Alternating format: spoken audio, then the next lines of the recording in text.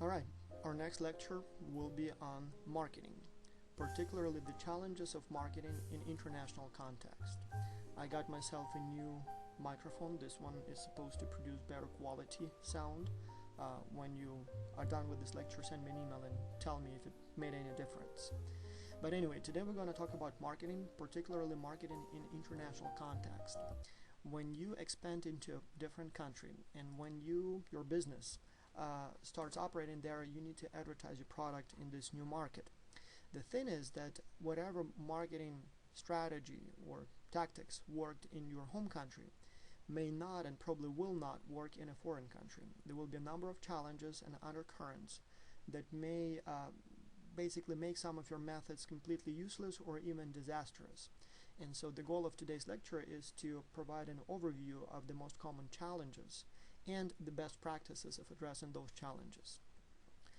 The first challenge obviously would be the difference in language. When you move to a new country, you understand that you would have to, at the very least, translate your ads into that different language. Even if you are going from, let's say, the United States to the United Kingdom, you would assume that the language is the same, but you know too well that there are certain differences.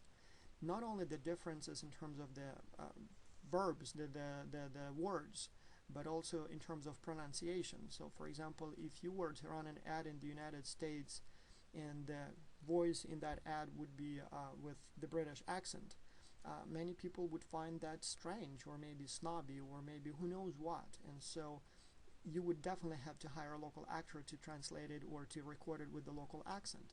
But then again, the words also may mean different things. For example, when someone comes and says you, "How will I know he's here?" Well, when he comes, he will knock you up, Mary.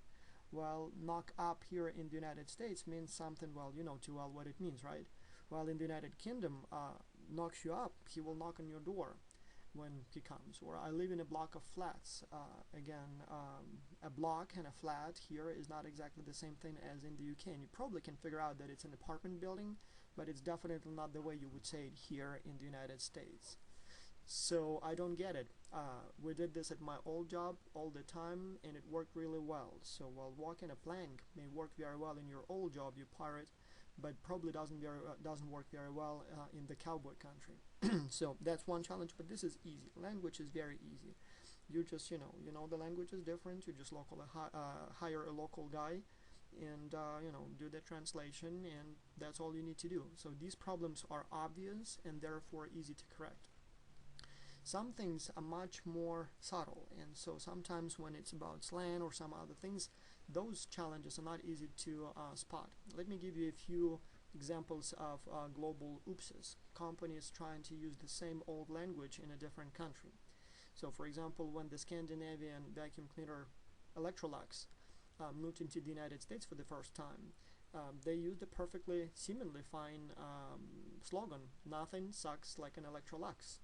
Well, makes perfect sense if you want to market a vacuum cleaner, but again, in the United States, "nothing sucks like an Electrolux" sounds a little iffy, to say the least.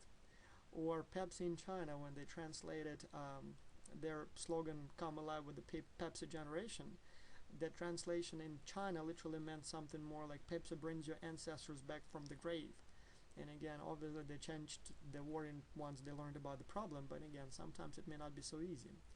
My favorite is the Clairol's Mist Stick and Irish Mist products. Well, you know what a mist stick is, right? So that's the device for, straightening your hair, and Irish Mist, it's just an alcoholic drink. Well, in Germany, obviously, it wouldn't be a very good idea to name a product like that. In German, mist means not haze or fog, it means shit, like literally manure. So when they say Zoe and mist, it's more like, what a shit, or shit happens. And so I'm not sure if you want to drink Irish mist in Germany. So be careful with those names. Here is something from my personal experience. When an American bottled water company came to Ukraine in the early 90s, might have been even late 80s, right at the time when the Soviet Union was collapsing. They used exactly the same name for their product, which was Blue Water. But the problem is that in Ukrainian, as well as Russian and maybe some other languages, blue water kind of sounds like vomit, and so that's not necessarily the best name for drinking water brand. But at the same time, I guess it was kind of wise on. I mean, everybody understood that it's just water, not what other people think it is. But at the same time, it was an object of so many jokes that literally almost overnight, this brand became widely recognized and everyone knew what blue water was. Um, well, here is an interesting myth, I guess. I always used it until I learned about a month ago that this is not true. So the kind of classic story is that, or the story that you would probably hear many times and definitely in every textbook, is that Chevy Nova in Mexico or in Latin America in general wasn't selling very well because Nova in Spanish means literally no go, and so nobody wants to drive a car that is called Nova. But the funny thing is, recently there was a very interesting discussion at the Academy of International Business listserv that turns out it's a myth. Yes, it is true that Nova may mean no-go in Spanish, but turns out that the locals never really make that connection. That's one. Second, it's not true that Chevy Nova was a disaster in Latin America. Actually, they sold quite a few cars and more than they originally expected to sell. Third, turns out in, for example, some Latin American countries there is actually a brand of gas, Nova, and it's still fairly popular and has been around for a long time. So Nova doesn't sound to Spanish-speaking people as doesn't go. It just sounds like a word, Nova, kind of, whatever it means, new or something of that kind. So this one, I've always used this example as an example of the global, oops, or what is it, blunder. But the reality is that it's a myth perpetuated by people who never checked the original story, and I guess that's just an example of how textbooks often use the same story without really understanding the language, understanding the reality. So I guess it becomes kind of an example of a good example of a global blunder, if I can say it that way. One, though, I know is definitely, or was definitely, a problem was Volkswagen's Bora in North America. Volkswagen, when they made their Golfs, the Golfs were Golf 1, Golf 2, Golf 3, and so on. But then the same model with a trunk, they named them differently. The very first one was Volkswagen Jetta. The next one was Volkswagen Vento. Actually, Vento, that was the third generation, so there must have been something in between. And then there was the fourth generation Golf. The equivalent was Volkswagen Bora in Europe, or the one with the trunk was Volkswagen Bora in Europe. As you can imagine, Bora in English doesn't sound very exciting, and so Volkswagen decided to keep the name Jetta for all the subsequent generations in North America. And so therefore here in North America, a car that looks like this would be called Volkswagen Jetta, whereas in Europe it would be Volkswagen Bora. This model is called Mondeo, and it's a European model from Ford. Interestingly, in Ukrainian it sounds a little like this, right? You can read it. And so it was a little, again, an object of jokes, and that's not necessarily the most prestigious name for a masculine car. You don't want to drive this.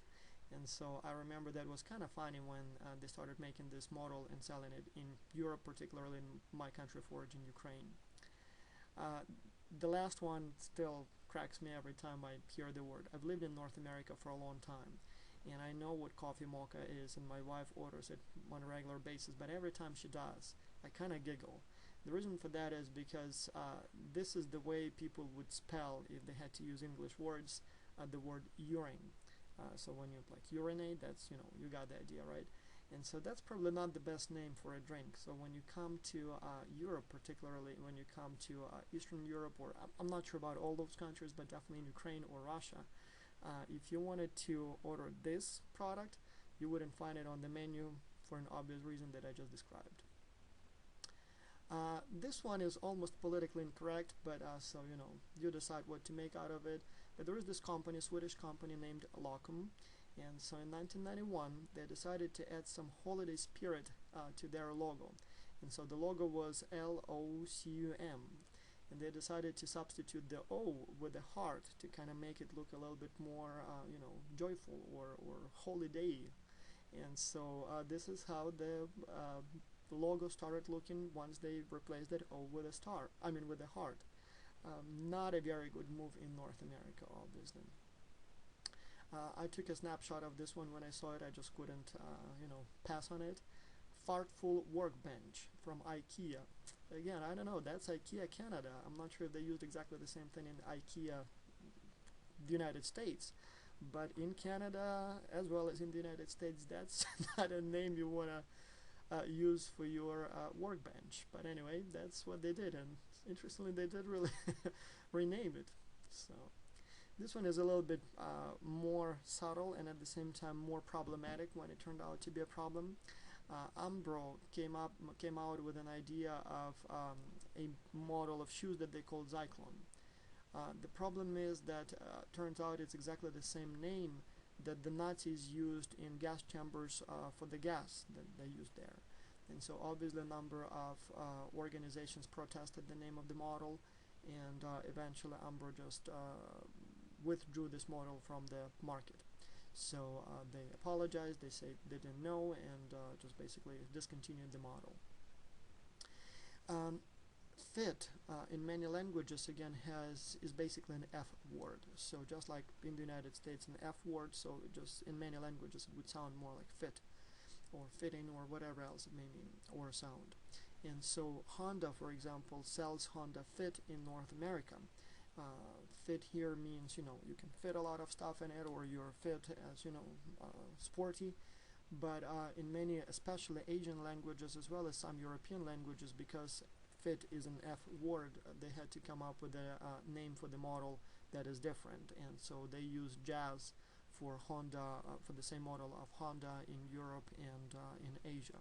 When I was in China a couple of years ago, I noticed that they have lots of Honda Jazzes, and I was curious if that's the same one that I know from North America or if it's a different one. And it turns out it is exactly the same one, it just a different name, particularly because of the language problems. Now, so how do you choose the brand name? I'll give you a couple of advices here, but obviously there are many more tips that you can get. One is when you go with words, like from the purely linguistic perspective, I would say that you should try to use Latin or Greek names. Many, if not most, languages on this planet, or at least most popular languages on this planet now, have many Latin and Greek words, and in many cases are directly derived from the ancient Latin and Greek languages. And so the words from Latin or Greek tend to mean more or less the same thing in every language. For example, this is how Sony was finding its name. So sound in most languages is a word that kind of sounds like sound or soundy or s, something with an S.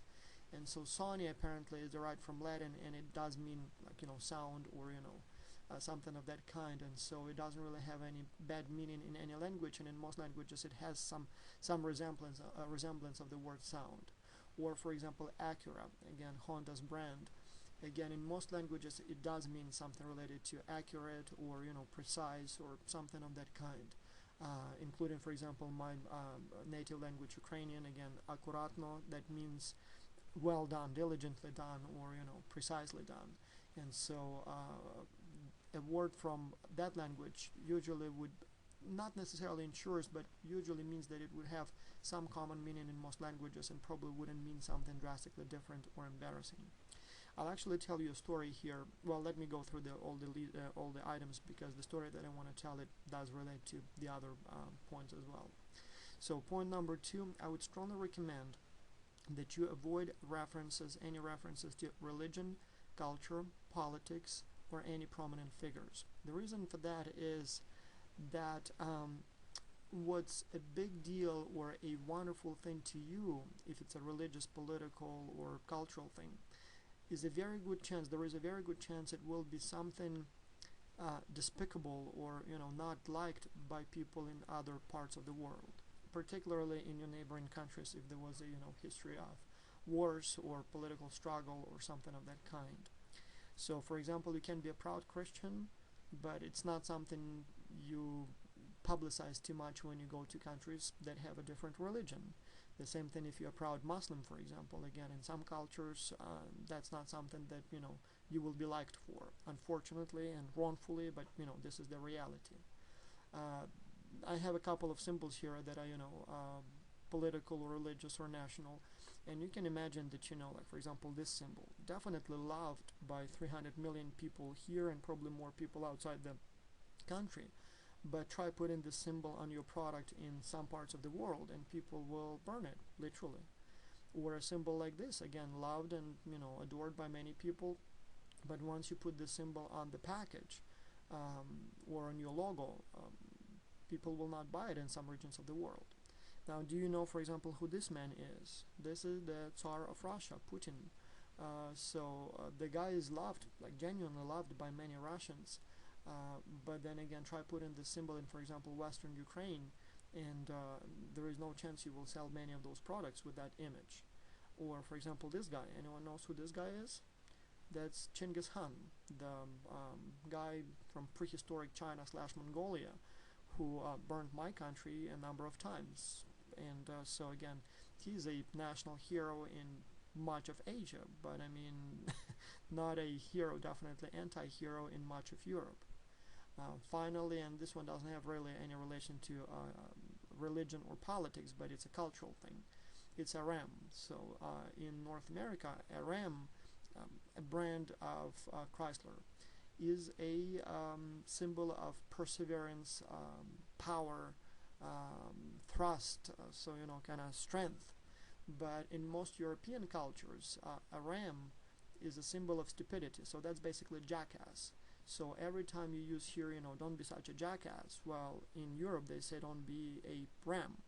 And so Chrysler, for example, doesn't use this symbol in Europe. So all Chrysler cars, including the Dodge brand cars, they are all sold under the Chrysler's star, not under the Ram model, because again, that wouldn't be a cool symbol there.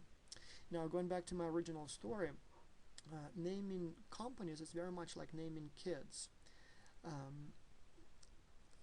It's a very, very important step in the life of the company. The name will largely determine if the company will be successful or will not be successful, as it is the case with the names for the kids. The reason it's so very important, and I would like to emphasize, is because many people, when they name their children or when they name their companies, they don't think about the well-being of the child or of the company. They think about an opportunity that the namer, the parent of the company or the child, has to express his or her beliefs. So, for example, if you want to tell the world, for example, that you love Putin, or that you love America, or Israel, or Islam, or Genghis Khan, that's okay. If your goal is to express your beliefs, or your convictions, or your, whatever you stand for, that's fine. But remember that may hurt your chances of making money. So if you're in business for maximizing your profits, for making money, then leave your religion, leave your politics, leave your culture at home, because it's not a demonstration, it's not a protest, or it's not a chance to wave that banner. It is a chance to sell the product. And so whatever you believe and are proud of, it's not that it has nothing to do in business. It just, as I said, you have to answer the question: do you want to make the money, or do you want to tell the world that you love X, Y, Z? The same thing with the kids' names. Parents too often try to express their beliefs or their worldviews in the names of their children. The problem is that it's usually a problem for the kids. I've traveled the world, and I'm often asked by my friends what they should name their babies. I'm now at the stage when my friends have babies. Like, for example, when I was 15, I was at the stage when my friends were going to Boy Scout camps, right? And then when I was your age, that was the chance when we all went to colleges. And so kind of the big question was, what college do you go to? How did you pass the exam and all that stuff. Then when I was about 28, 27 to 30, that was the time when my friends were getting married. And so that was the time when you get to be the best man, or you have to invite somebody to be your best man. All that, it was all about weddings. Now I'm at the stage when we are having kids. And so just about every few months, someone of my friends has a baby. And so the question obviously is, how do you name the baby? Well, I've lived in many countries, and I not only know something, I actually almost studied the issue of naming babies for years. My name, Ukrainian name, is so tough to pronounce that even people from Russia can't say it right. So my original Ukrainian name is Vasil, and it has a number of sounds that people just can't, like for example, people can't say, well, it doesn't really matter. Difficult even for Eastern Ukrainians to pronounce it correctly, so they would either say that the Russian way, which I don't like, or something else. Then I went to Germany, and whatever I've heard about my name, like there is no way they can pronounce it correctly, but there are so many funny names they can say that name. And the same thing here in English. And it's not really that I have a problem with that. The problem is that a name is not something that your parents should be using to announce their beliefs. A name is just an instrument so that people know how to refer to you. And if that instrument doesn't work very well, it becomes a not necessarily a problem, but an inconvenience. And I'm guilty as charged when I meet someone from, for example, China, and a guy tells me that his name is something that I can't even pronounce, but then the guy adds, and by the way, my English name is Tony. I kind of like that because all of a sudden I know how to apply and reply to this guy, and it's a horrible thing to say for someone who teaches cross-cultural management. I know I must be sensitive about this stuff, but come on, guys. I mean, it's just a name, and I would prefer to have one that is easy to deal with because name is just like your brand, and you don't want it to be so confusing that nobody can pronounce it. So with names, I developed a number of rules that people should follow when they name their babies. So the name must be either Greek or Latin, so this will ensure that the name is recognized worldwide and at the same time is known in your local language, wherever you come from. Second, the name should not be a religious name in any way. Like for example, I stayed away from biblical names with my kids because again, a name that is very popular in one culture and may be derived from, for example, the Bible or Quran or whatever religion you are of, again, it may be not a very popular name in a different culture. I would also stay away from indigenous, historic, old names of your, again, country. And I may be kind of taking it too far here, but like for example, my brother, so I named, by the way, my kids Maxim and Sophia. Maxim is a Latin name, Sophia is a Greek name, both are known all around the world, have nice meaning, and at the same time everyone can recognize them, but plus my grandparents or the children's grandparents can pronounce them. Because, for example, a friend of mine named his children, like, for example, Ruth, and so that's a name that most Ukrainians can't pronounce because they don't have the TH sound in their language. And so you basically set up your kid for a problem because your grandparents of the kids will never be able to pronounce the name correctly, so that's not very wise. But my brother, for example, has had 2 kids in the last few years, and he consulted with me what to name the kids, and in both cases he actually didn't follow my advice. He went with very traditional Ukrainian names that are so Ukrainian that they basically cry, "I hate Russia." And that's not very wise, and I know he's not a big fan of Russia, so big deal, half of Western Ukraine is, or maybe most of Western Ukraine are not big fans of Russia. But the reality is such that, first of all, Russians are good people. I've known many of them, so why would you want to name your kid in a way that basically expresses their, anti-Russian origin? Second, I don't know, who knows, maybe Russia will eventually buy out Ukraine, maybe Ukraine will be Russianized, if there is such a word, which definitely seems to be the trend these days. With a name like what he gave to his kids, there is no way they will get a job at a company owned by a Russian nationalist, which again is a high probability in 20 years, depending on how it goes. Moreover, one of the names that he chose is a very popular Middle Eastern name too. I didn't even know that until I moved to North America. And so again, it's not quite the same as Osama bin Laden or Hussein, but again, that's not the name that you will be easily going through the airport security with. And again, obviously the name is an expression of my brother's beliefs and patriotism, Ukrainian patriotism. But again, come on, it's just a name, and you pretty much set up your kids for some problems, at least in some context. So again, that's just something to mention about, and I'm definitely recognizing that it's on the one hand a taboo topic, on the other hand it's a horrible thing. The reason I'm talking about that because it is a problem, and I recognize it, and I wish it wasn't a problem. I wish people were more open-minded. I wish people didn't really freak out when they meet a guy whose name is Mohammed Hussein, for example, right? a friend of mine. I mean, he said it was a perfectly fine name up until 20 or 15 years ago, and then all of a sudden 2001 happens, and so the guy is, he can't go through the airport security without being, called into the secondary screening area. So a horrible thing. I mean, why? It shouldn't be the case. But then, the reality is the reality, and if you want to do business, don't name your company, using religious or cultural or political symbols, because there is a very good chance that whatever is loved in your country will not be loved and maybe even will be hated in another country. And so if you want to make money internationally, be very careful about those things. Now, here is the best practice. As you know, a couple of years ago, Microsoft introduced its own rival to Google, Bing search engine. And naming that engine was a big deal, and you can read the whole story here, but here is a brief summary. Microsoft took it very seriously. They had a number of brainstorming sessions with thousands and thousands of people involved to generate their initial pool of names. Eventually it boiled down to, if I remember correctly, a couple of dozen names, and then they had all kinds of focus groups in different countries, and they had like dozens of countries where they tested the names to weed out all the names that may have a negative meaning in some of the languages. And because the project was originally envisioned as a global product, they made sure that in every place on earth it wouldn't have any negative meaning. And then eventually, after testing and retesting and focus groups and language experts and everything, they came up with the name Bing. That doesn't really mean anything bad in any language, at least according to their research. And then in most languages it kind of has this kind of snappy meaning, like Bing, something happened really fast, and that's exactly what they wanted. But again, just keep that in mind and follow this best practice. Test and retest again to make sure that your brand or name of the company works fine in different cultures that you may eventually be operating in.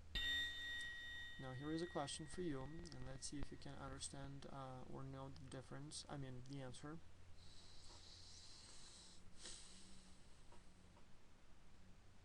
And obviously the correct answer is choosing a global brand name. That's the context in which we talked about it. Now, another big challenge when you will market your product internationally will be knockoffs, counterfeiting. In North America, you do see counterfeits from time to time, but it's definitely not a prevalent problem.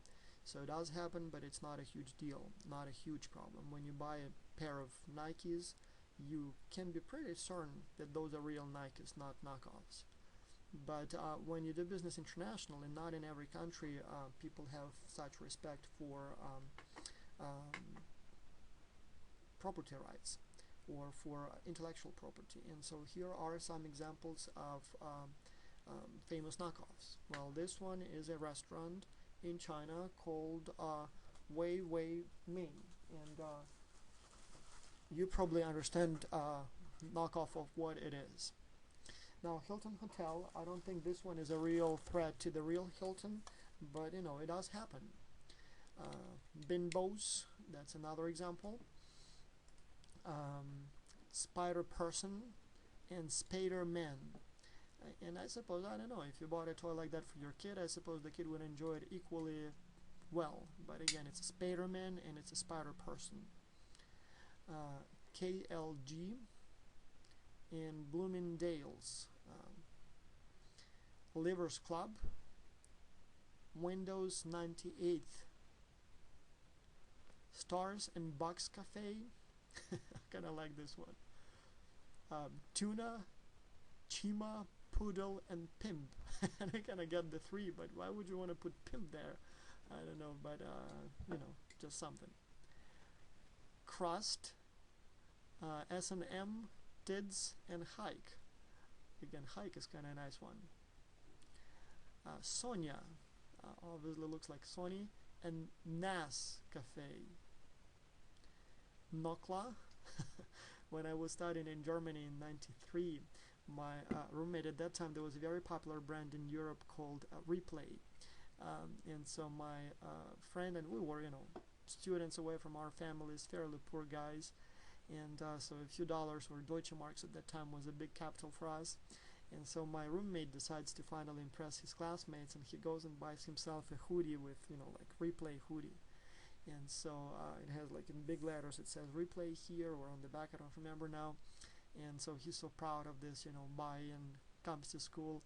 And then one kid looks at that and says, oh, it actually says repay, not replay. The L is missing.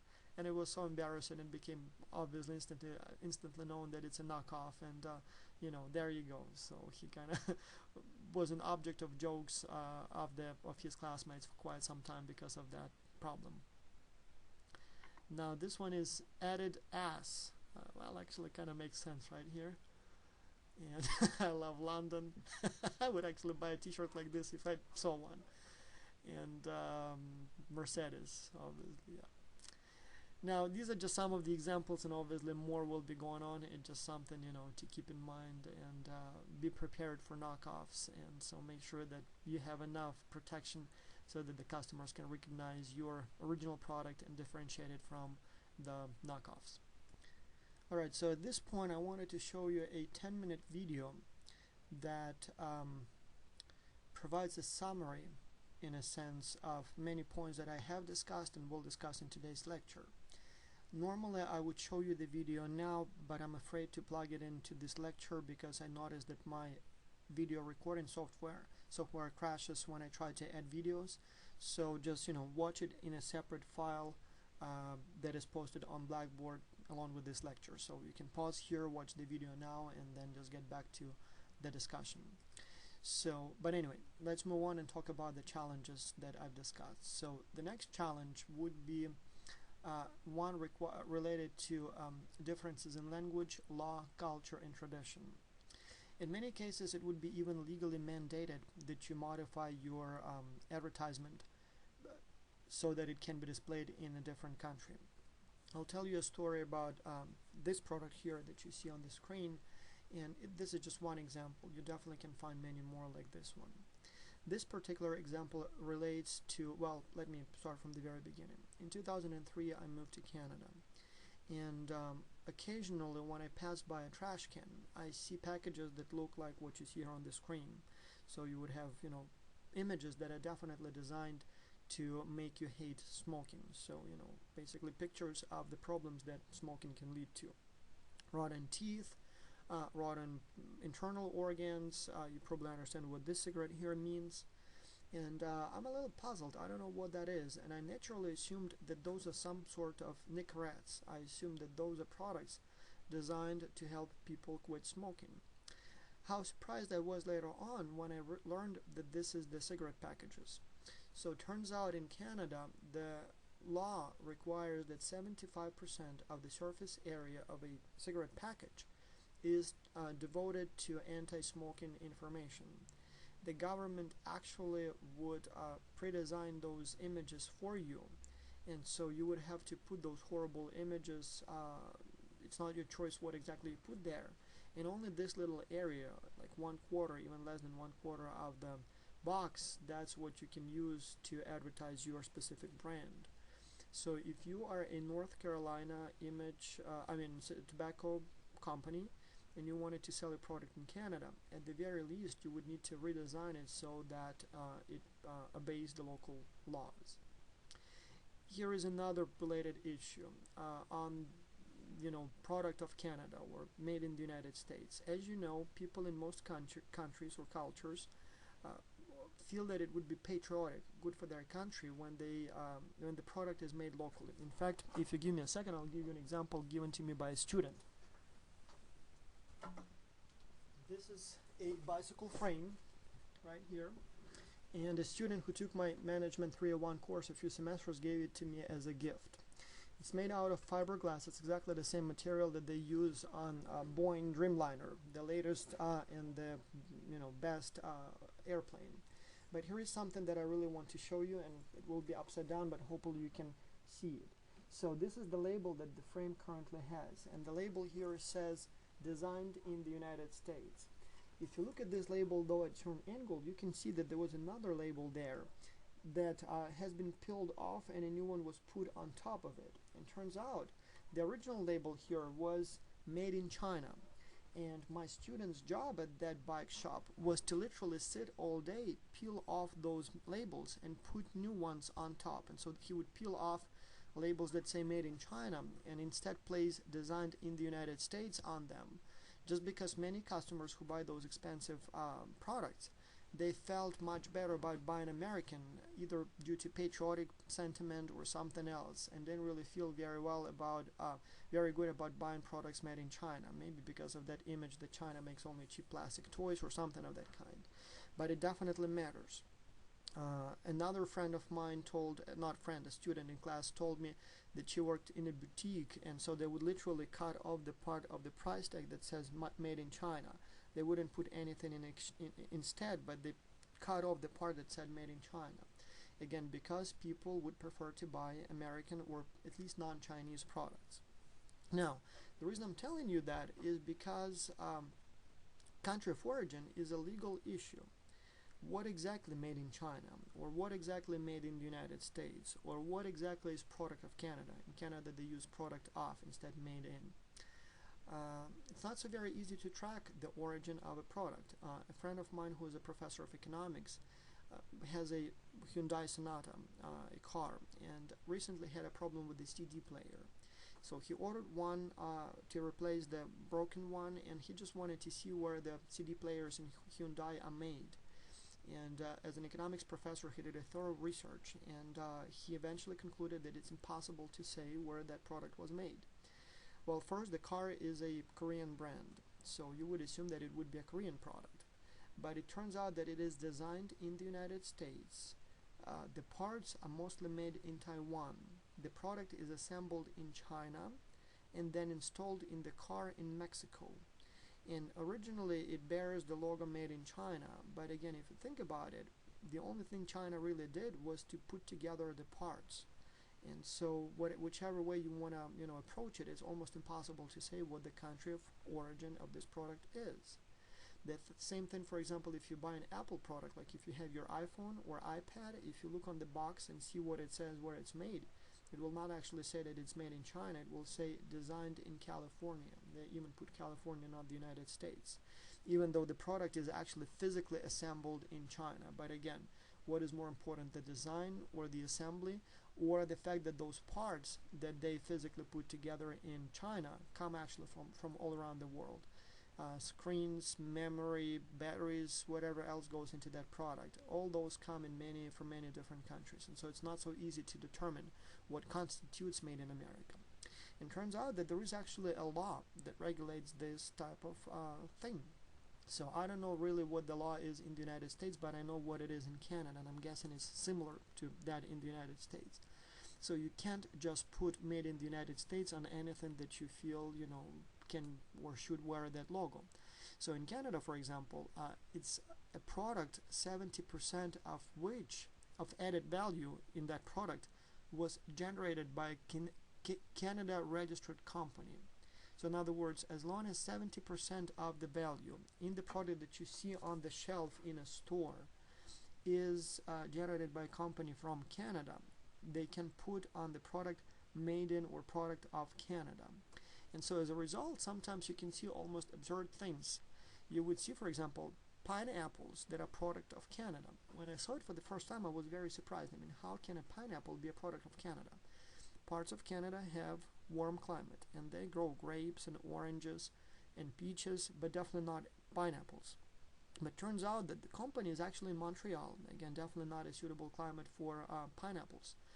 But the product itself is more than just that fruit inside of it. It's also the package, it's also transportation, it's also design of that package, it's also financial services that go with that. And turns out the actual fruit in the can constitutes less than 30% of the price or of the value of that product. And since the rest of the product was covered or designed or produced by a company registered in Montreal, you can actually see a product of Canada pineapples in Canada. And again, I'm not saying that it's a problem. I'm not saying that it's funny or not serious or whatever else. I'm just saying that when you go into a different country, whatever you put on your package, like for example, this one says made in the United States, Well, there is a possibility that in some countries their laws would prevent you from putting made in the United States because their regulations about country of origin and labeling related to that may be different. Here is also a commercial, and I'm not gonna, well, I'll see if I can plug it in into the video, but bike frame I showed you, and then here is a commercial also about BMW that tries to kind of appeal to the local sentiment, and the commercial shows how BMW is an American company. So BMW's decision to appeal or present itself as an American company is not incidental. They understand that Americans want to buy American. They understand that today the main concern is jobs, and they hope that by pretending to be American they will be able to sell more cars. But believe me, this is not an ad that they will show in Germany. I mean, obviously that's clear, but this is specifically an ad developed for America and shown only in America. Other legal issues related to labeling and packaging would be something like, for example, what is chocolate? You understand that when you sell a candy bar, and when that candy bar is a chocolate bar, you can probably charge more for it when it's just a candy bar, not a chocolate one. But it turns out that the definition of chocolate is also differs from country to country. Chocolate and candy bar business, I guess, or industry, is a multi-billion industry worldwide and in Europe. And as the European Union was merging together or rising from different countries, one issue became a problem, and that was what is chocolate. Turns out that the definition of chocolate or the regulations that or policies that regulated what can be labeled chocolate were different in different countries. For example, in Belgium, France, Germany, chocolate or chocolate label could be put only on products that are made out of pure cocoa products. Whereas in, for example, Denmark, UK, Portugal, and so on and so on, you could call chocolate anything as long as it contains traces of chocolate or pure cocoa butter. And so when the two regions became one and they had to standardize their laws, turns out the problem was that the guys from the UK and Denmark and Portugal were in a sense taking advantage and competing unfairly in a sense against Belgium, France, Germany, Spain, Italy, and so on. So essentially they were selling products that are not chocolate by definition in those other countries. And so by putting chocolate, I mean, consumers don't really know, so they see chocolate and they're happy to pay a few cents more. But those a few cents translate to billions and billions in losses or gains. And so there was a huge chocolate war going on between these countries, and eventually they converged on a single definition of what is chocolate, and so this way that put everyone on the same scale. But again, you would think that it wouldn't matter. I mean, big deal, you just put whatever you think is appropriate about your product. But no, it is not the case, and so whatever may be perfectly fine in your country may not be fine and may actually be perceived as criminal offense in another. The same, and this is becoming a big issue, is what constitutes organic, natural, or for that same matter, what is not natural. There is a whole army of consumers, including my wife, who are willing and interested in buying organic. So my wife, when we come into a store, she always goes to the organic corner and buys food there primarily, or at least tries to buy it there. And when I try to argue that it probably comes from the same farm or same garden, she says no, organic is better for you, and I suppose I agree with her. Yeah, I mean, given everything else constant, if the price is not too different, I would also buy organic. Now the big question is, what is organic? I mean, how do you know that what's put in that corner in the store is actually organic?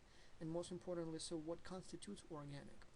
Well, interestingly, in some countries there are laws that very specifically outline what is organic or what can be labeled as organic. But in other countries, including the United States, there is really no regulation or law that tells you what you can sell as organic. In fact, nobody tells you that you can, for example, not have whatever you dream of with the name organic in it.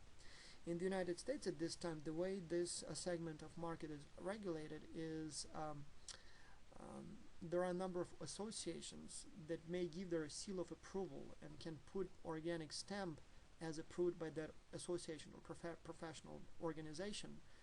And so you can technically name whatever you want organic, but if it doesn't bear that logo by that recognized organization, consumers may not believe you. Something's telling me though that if you do put the word organic there, nobody will be actually doing a research and checking if it's approved by FDA or whatever other association it is or not. And so again, as I said, nobody or nothing prevents you from labeling your product organic, even if it may not meet the specifications of that professional organization that is overseeing the segment of the market. And the reason it's a big deal is because organic market grows really fast by about 55% annually since 2000. So we're talking about billions and billions of dollars. And by simply adding that word organic to your product, you all of a sudden would see a huge jump in people buying it, as well as you will be able to charge more. There is this perception that organic is good for you. So for example, I'm not sure if you've noticed, but there was a time when there was organic Coke, and presumably it was organic because the sugar in it, as well as caffeine in it, comes from sugar beets or sugar cane and coffee beans that have been grown without use of the use of pesticides and herbicides and so on and so on. But if you think about that, sugar, caffeine, those are bad for you. It doesn't really matter if they are organic or not organic. I mean, just because Coke, and here I mean the drug Coke, is organically grown, it doesn't make it better for you. So you can eat buckets of it, but it will not make you stronger because it's organic. I mean, so natural organic products can also be harmful. But again, you put organic on that, and all of a sudden consumers buy Coke and kind of think that they're, doing something good for their body. Just like was the case with, for example, cigarettes when they put the light label on it, like Marlboro Light. Again, that created a perception that it's not as harmful as that kind of Marlboro Heavy, I guess. And even some consumers thought that light may actually be kind of good for you because it's organic, it's nice, and it's lighter. But again, as you can understand, it's a big game and big stakes involved, and eventually, hopefully, there will be some regulation as to what you can call organic or not. The same thing, by the way, applies to genetically modified. In Europe, the regulations about labeling of genetically modified products is extremely strict. First of all, in many countries, you cannot sell products that have been genetically modified or food that has been genetically modified. But then at the same time, if you are allowed to sell those products, the labeling must clearly specify that it's a genetically modified product. In the United States, no, you don't have to put it, and the reality is such that most agricultural products are genetically modified products in the United States, from corn and wheat to meat and everything else. For example, most of the cereal products are genetically modified or made using genetically modified cereals. The ones that have been modified to be resistant to, for example, Roundup and other types of chemicals. And it was specifically made so that the fields can be sprayed with a chemical that kills everything that lives, except for that specific genetically modified grain that will be able to still grow there. And so that obviously substantially increases the yield per acre. But at the same time, again, in other countries, the consumers would need to be informed about the genetically modified nature of the product. Here in the United States, you don't have to disclose that information. So if you wanted to sell this product somewhere else, you would at the very least need to change your packaging design. Similar product, again, legal issue is that how much crap can you, or how much lies can you say in your ads? And in some countries, like in the United States, the answer is you can say as much bullshit as you want in your ads, and unless your rivals will come after you, you can pretty much say whatever you want. In other countries, particularly in Europe, the oversight is much tighter. And so you can't, for example, put a photoshopped picture in your ad and claim that this is what will happen to you if you buy this, for example, cosmetics product. Here is a picture from July 2011, exactly a year ago, that I actually was teaching the same course in Colombia at that time. And I was preparing this very lecture, and I read a story. And the story at that time was that some of the ads by L'Oreal featuring Julia Roberts and Christy Turlington have been banned in the United Kingdom. And the reason for that was, and they were used perfectly fine here in North America, so the UK was not happy with that. The reason for that is that the pictures that they used were digitally retouched, And so the implication was that if you use this L'Oreal's product, it will erase your wrinkles, so you will look so young and beautiful as these two beautiful women. And so there has been evidence found that, or had been evidence found that these pictures are not real, so the wrinkles that these women actually do have been erased using Photoshop and not the product. And so they felt that it would be misleading advertisement, and therefore these pictures cannot be used in advertisement. Another obvious question that I would have is, well, even if they didn't have the wrinkles, the question would be, is that because of the product, or just because, whatever other reasons, genetics, I don't know, care that the women received, whatever else you may put there. And so one obvious question would be, so will you really look like this after you use this product or not? But anyway, in this specific case, the issue was Photoshop, and the point is that in some countries it's okay to use Photoshop to advertise, for example, the effects of a particular product. In other countries that would be illegal, because this is misleading. So we know that that's not how their eyes look, and we know that that's not what you will get when you use this product. Finally, what exactly goes on the label in terms of the content of the product? And so it turns out in different countries, the way you report the content, the ingredients of your product is different. In the United States, as you know, the nutrition facts are reported as a percentage of recommended daily value of the product. So, for example, you would see like 20% of recommended daily intake of fat based on a 2,000 calories per day recommendation or diet. In Europe, it's a little different. They report grams per 100 grams.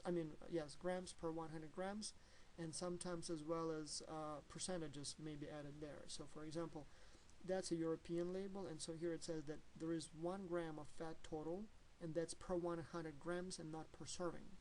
In the United States, in most cases, it's the percent of daily intake per serving.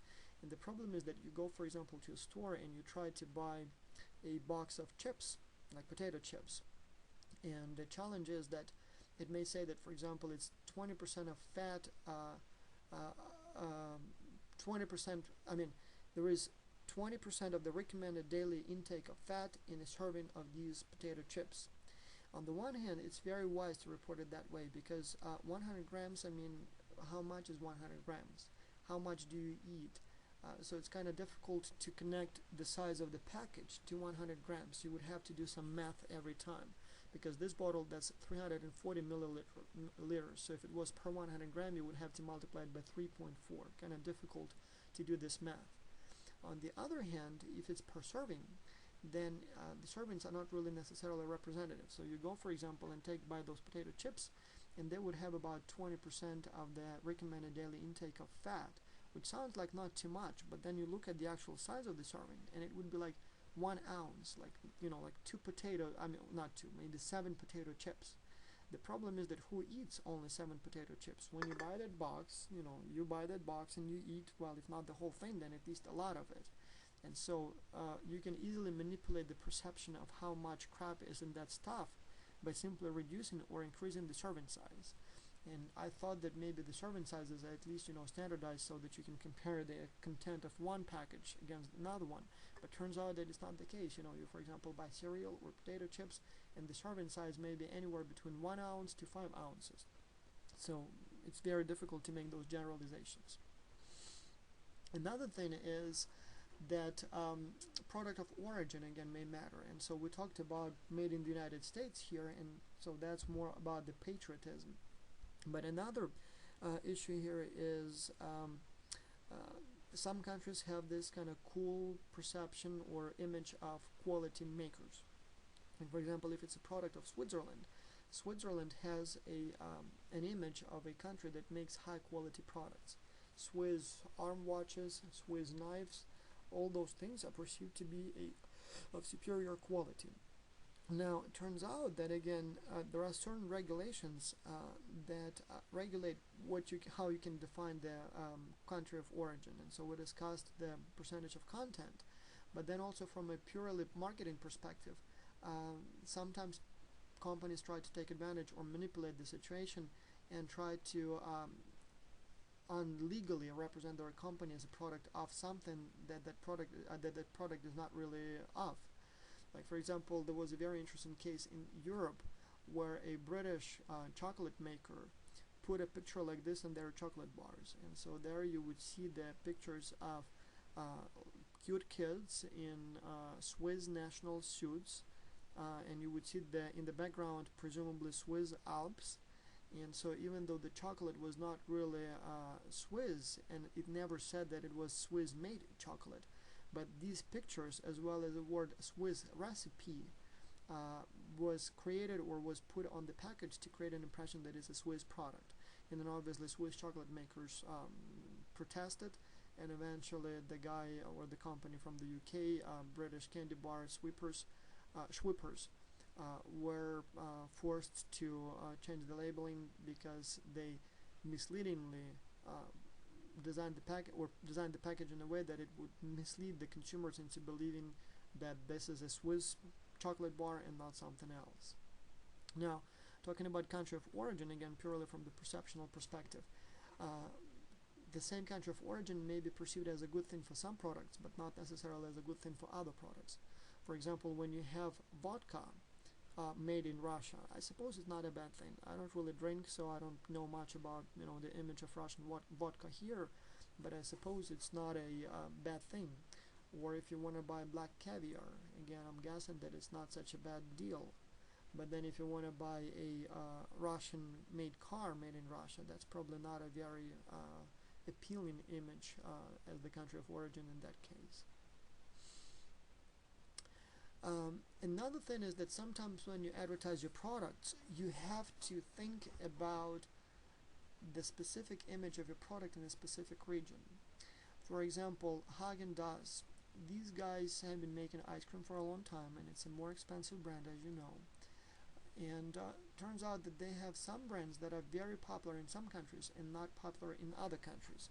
And no matter what they do, it just, that seems to be the tradition, and it kind of works only that way. For example, they had a hugely popular brand or flavor of ice in Asia that was green tea ice. But no matter what they tried to do here in North America with that brand, people just wouldn't buy green tea ice. People like here chocolate, vanilla, strawberry, but definitely not green tea. And so maybe because it's not a tea culture or maybe something else, but again, you kind of have to think global, but still in many cases act local, because those traditions do matter a lot.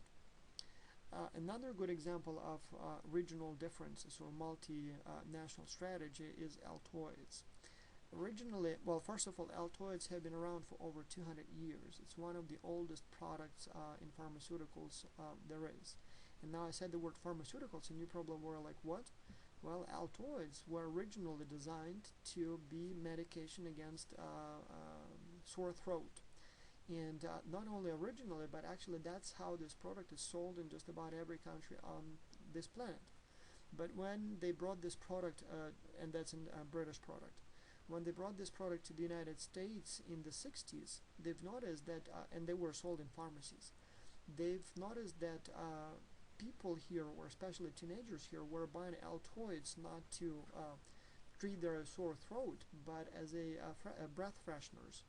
And since there were no known side effects of the product, the maker of Altoids thought, well, big deal. I mean, if that's what the consumers want it for, we will sell it for it. And so they started selling it in general stores like Walmart and Target and whatever else, and sell them as breath fresheners, not as medication. And as long as you're willing to pay, we'll call it whatever you want. A similar example is Muji. It's a Japanese brand, and the company is in some sense similar to IKEA, but it's more like IKEA/Target. So it's IKEA's small business model, but the Target type of products, the lineup of the products. So the Muji sells pretty much whatever you would see in Target, but it would be all made by the same company like what you would see in IKEA. And so in Japan, it just basically, like Target. So nothing exciting, just a product that you would buy, kind of decent quality for a low price. But then when they brought this product to Europe, many Europeans were very excited about it because it looked like, how should I put it? It looked like, Japanese samurai quality, something new, something exotic.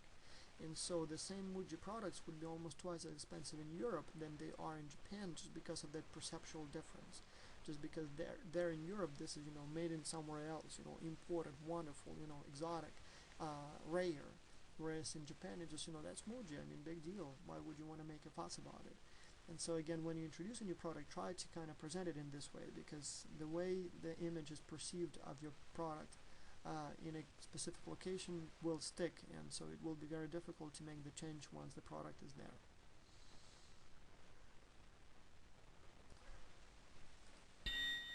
Now here is a question, and let's see if you would know the answer.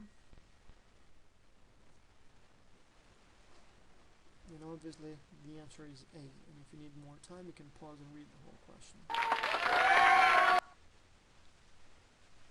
Now let's talk about culture and marketing. And so again, there are a number of videos that I will want to show you here, and so I'll try to plug them in, but if not, you have the actual videos in the file, in the folder, so just pause here and watch the videos. First one is about first few examples would relate to the notion of individualism and collectivism. The belief or empirical evidence shows that Americans, for example, are much more individualist and than collectivist, and Asians are collectivist and not that individualist. And again, my own research kind of questions a little bit that notion, but yes, generally that's the idea. Now, the way it plays out in marketing is, well, here are a few examples. For example, iMac, iPhone, all that kind of stuff is a very popular part of Mac's brand in North America, and that what many people perceive it to be, is, individual, me, my personality, my ego in some way. And so people kind of like iMac, iPhone, iPad. What interesting is that many people first don't really know where that I comes from, and I'll tell you in a minute where it comes from. But what's even more interesting is that that I is not really that popular or not an essential part of the image outside North America. Well, first of all, I there doesn't mean I as me. Second, in their culture, it wouldn't be something that you should be very proud of. I mean, you wouldn't necessarily, or it's not something you would be crying out loud. People are not really comfortable with emphasizing the I part, the me part. So people in many cases would be much more comfortable with a more collective perception or collective image of themselves.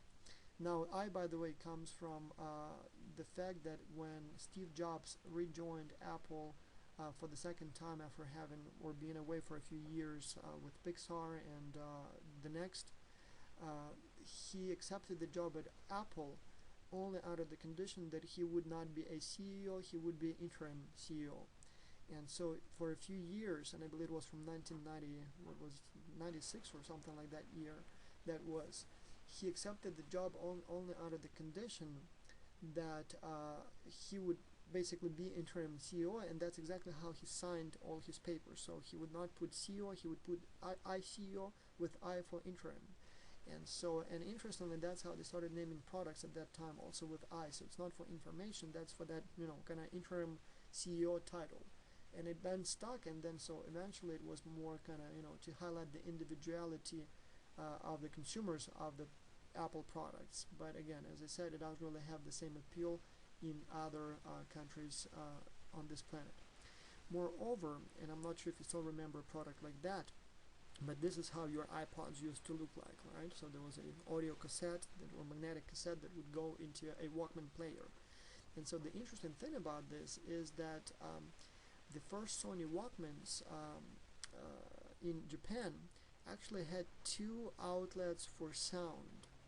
And the reason for that was that in the collectivist Japanese culture, it was perceived to be unethical and maybe even rude to listen to the music when people around you cannot hear that same music. And so the first Sony Walkman were made with two sets of headsets, so that when you listen to music, you can actually share it with people around you. So this way, you could actually listen to the same song with your friend or neighbor.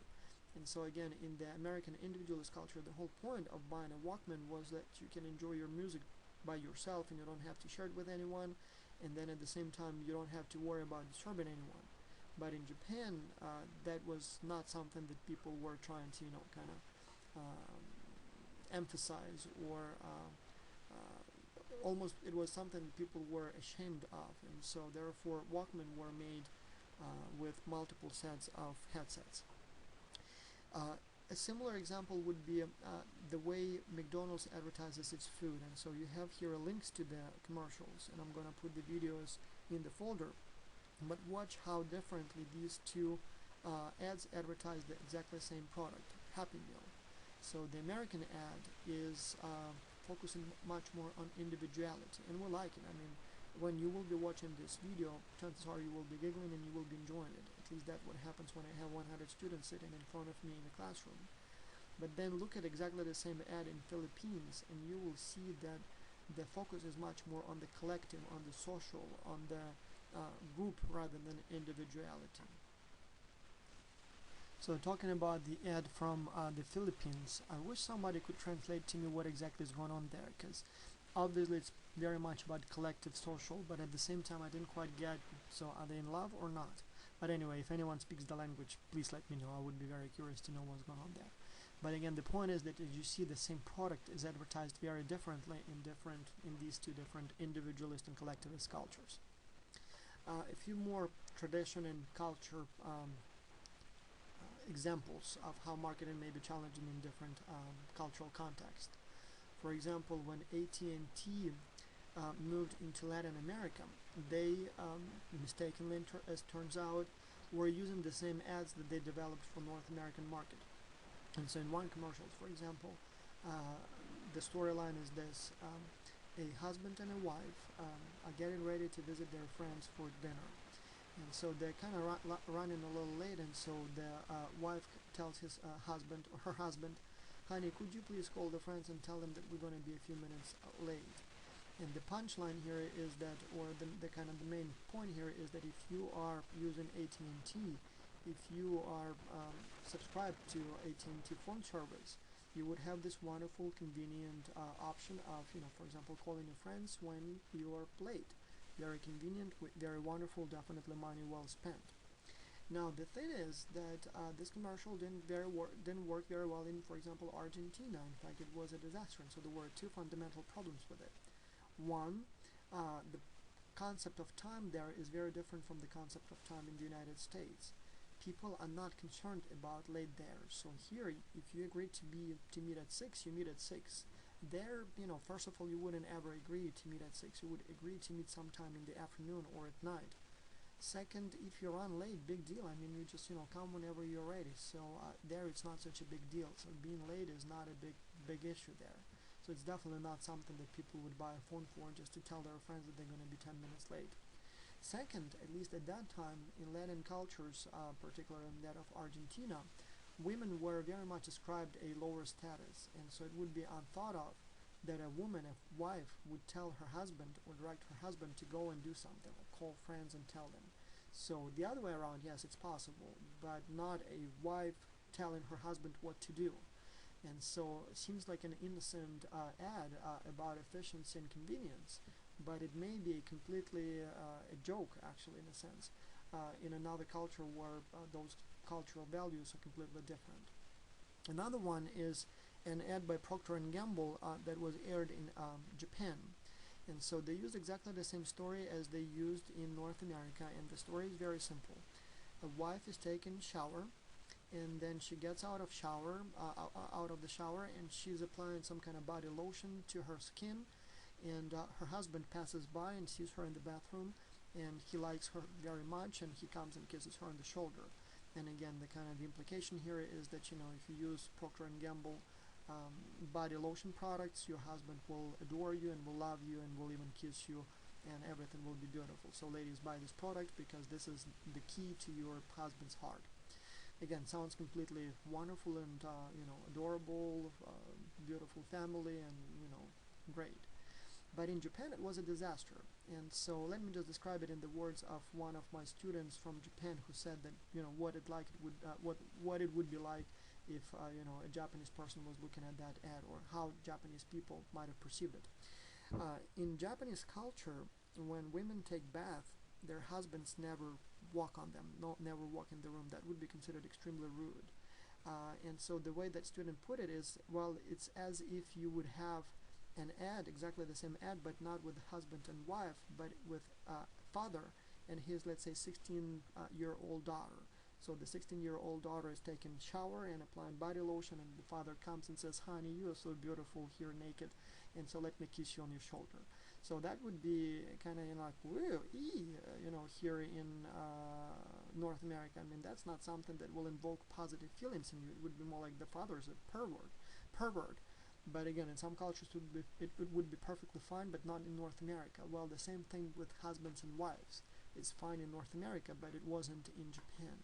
Then again, you got to use control groups or focus groups to test what you want to show before you actually want to air it in a different country, because otherwise you may get in trouble, like Procter & Gamble did with their ad. Symbols and culture. For example, this symbol here means, as you may know, well, people don't really use it that much in North America anymore, but it was okay, and people would use the symbol to signify everything's fine. Kind of funny, I don't think I see it anymore. So it used to be in the 80s, 70s, that was the symbol, but yeah. But anyway, this same gesture means something extremely rude in many other parts of the world, including Asia and Latin America. And so again, that's not something you want to put in your package or use in your advertisement. So it would be equivalent of, flipping the finger, right? So another interesting symbolic problem was encountered by Nike when they were selling golf balls in Asia. This one was particular in Japan, but it would be exactly the same story in China. The golf balls here in North America are normally sold in packages of 4. But in many Asian cultures, 4 is a symbol for death. So it's basically like 13 here in North America, but it's even a much stronger symbol. So people there take numerology even more seriously than people take it here. And so I believe the reason for that is because the character for 4 is the same one as for death, or pronunciation of the word is the same, something like that. And so you don't really, it's not a lucky number. And so when Nike was trying to sell golf balls in packages of 4, nobody, like literally nobody, would buy them. And so they eventually had to move, and I believe in this case they moved to 5. And so then it completely changed the sales volume, increased it dramatically. On the other hand, in China, 8 is the lucky number.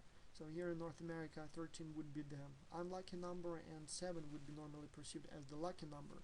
Well, there it's 4 as unlucky and 8 as the lucky number. And so when you go to a Chinese supermarket here in North America, or if you are in China, you would notice that most of the prices are ending not with a 9, as is the case in North America, but with a 8. And so the luckiest price would be 88, 88, or 888, and so on and so on. I'm actually trying to capitalize on this, and I'm selling my apartment now. I have a townhouse that I'm trying to sell, and it's been on the market like for a year now. And so I just recently changed the price to $888. Maybe I should have added also 88 cents just to make it, perfect match. Interestingly, and this is kind of almost a bizarre story, in Beijing and some other large Chinese cities that have huge population, like Beijing is like 16 million people or something like that, like huge. So they ran out of phone numbers when they used a 7-digit number, and so now they use 8-digit numbers. And so obviously the luckiest number would be the 8 8s. You can imagine that many people would like to have that number. The interesting thing about that is that in Beijing the number is discontinued, and the reason for that is because all owners of those numbers, of that number, died tragically. So the number has been sold a number of times by the telecommunication company, and I believe the last time it was sold, you can find the whole story on Wikipedia, by the way, it was like an outrageous amount of money. So it was like $2 million paid just to have that number.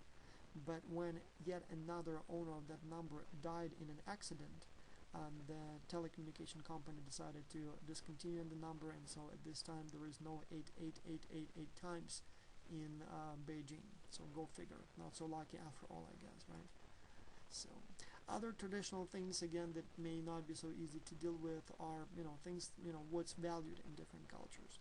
Like for example, in some Southeast Asian cultures, black teeth are perceived beautiful and white teeth are not perceived beautiful.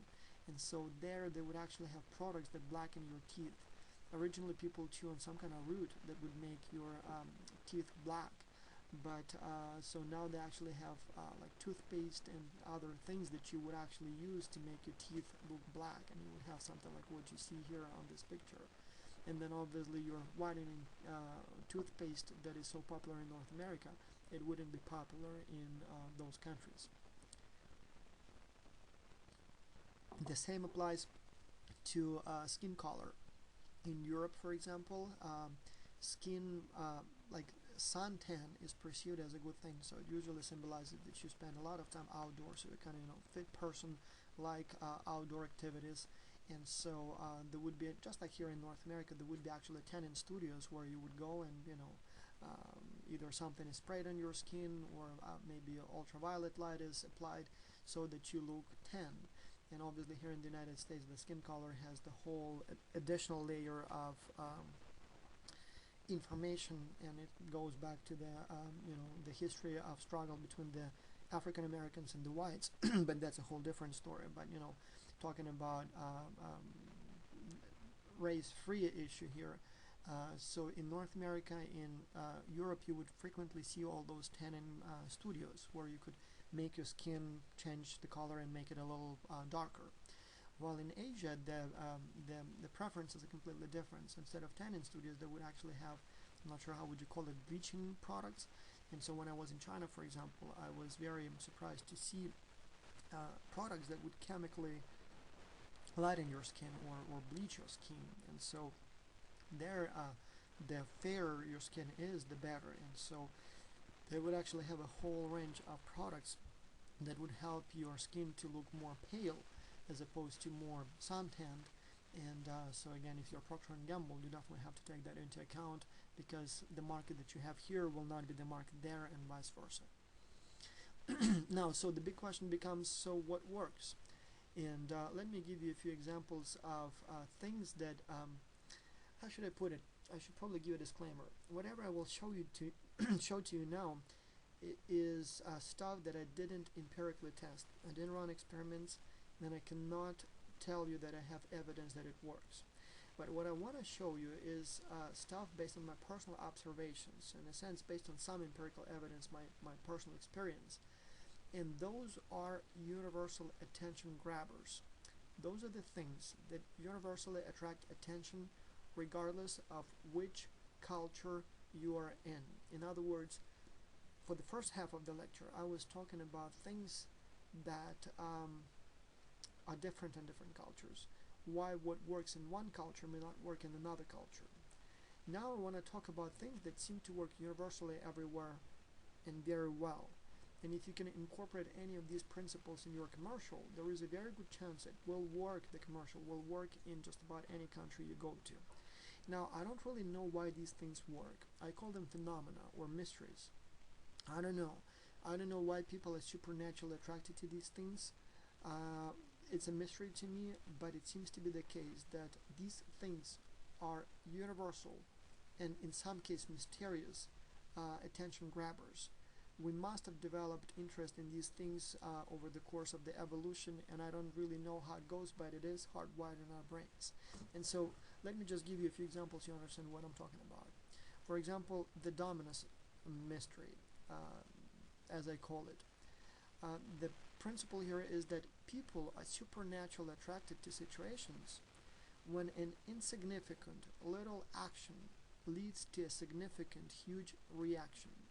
The reason I call it a dominance mystery is because that's basically like dominance. People would spend literally days and days preparing all those or stacking all those dominoes so that one day they can come and push one of them and then see all the rest of them fall one by one. And people really enjoy that situation because little action leads to huge reaction. Let me show you a commercial originally aired by Honda. This commercial was aired only a few times, but since then it's been shown over the internet and shared by friends to friends literally millions of times. I've seen it probably 60, 70 times now. I show it every semester and in every presentation I do, and I still genuinely enjoy it. And the reason we do enjoy it is because it's based on this dominus mystery, dominus principle. Little action leads to a huge reaction. Now, this commercial, if you need to know, and again, there is a whole story about it on Wikipedia, but it was actually made without any computer graphics, all real.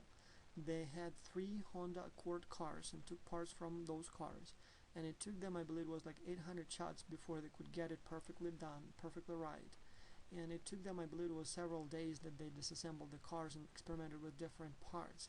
But it's all real, no computer graphics, and people like it so much that, you know, the commercial has been watched again and again and again, and something's telling me you'll probably pause this video at some time and watch it again yourself too. The same thing, I guess, would be, or if I had to summarize the dominus mystery, I would say that it's the same, or I would have called it also the broken window mystery. People, especially teenage boys, would definitely be interested in breaking windows. When I was in grade 6 or 7, must have been, a building next to my school was scheduled for demolition, and so they had a fence around the building, and we knew that sooner or later it will go down. And so there were like piles of gravel around that building, and I remember as kids we would run in recess to that building, grab the gravel, the rocks, and would throw them in windows, and we would break the windows like first 4 or 5 floors right away, and then it was the challenge was going to break the window on a higher floor. But now imagine that somebody put plywood in those windows. Would we still throw rocks in them? Obviously not. I mean, there is no fun. So the reason we like to break glass so much is because little action leads to a huge reaction. You throw a rock, and all of a sudden, you know, like there is this big bang. Whereas if it was just plywood, I mean, what's the interest? You throw a rock in plywood and nothing happens. So we like the situations, and we are supernaturally attracted to situations when a little action leads to a huge reaction. And if you can incorporate that principle in your advertisement, people will enjoy watching it. Now, the next mystery would be the mystery of the unusual. Again, people are supernaturally attracted to things that are unusual, and they will go a great distance and pay a big buck or extra money for something that is unusual. And so here are a few examples, and you probably have seen this one many times. There is actually one of this kind in Myrtle Beach, and recently one like this was built in my country of origin, in Ukraine, and there are definitely a few of those in the United States, and so on and so on. But anyway, this one is a house specifically designed to look as if it has been flipped over.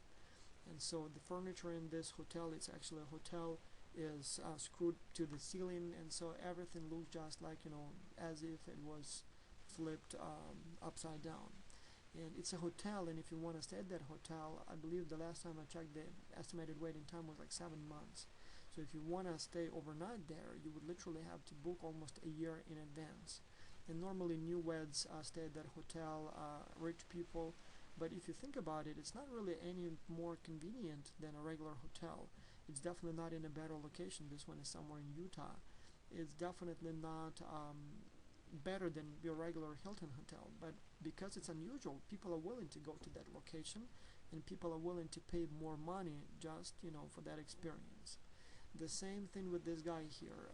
The guy is an artist, and he creates his paintings using his beard. And so I don't have a picture here, but another thing he does is he would hand himself down, head down, and so he would be handing kind of hand down and putting his beard into paint and painting that way. And in my personal opinion, these paintings are not really that great. I mean, they look actually fairly, I mean, my kid can do it. But you know, because they were created in such an unusual way, people are happy to buy them and pay a lot of money for this artistry. The same applies to paintings made by dolphins and elephants and monkeys. Again, sometimes you would have an auction and many of those would be sold for like literally thousands and thousands and sometimes even more, like hundreds of thousands of dollars. But again, if you think about that, like whatever those dolphins and elephants make, I mean, come on, like I can do a better job with my eyes closed.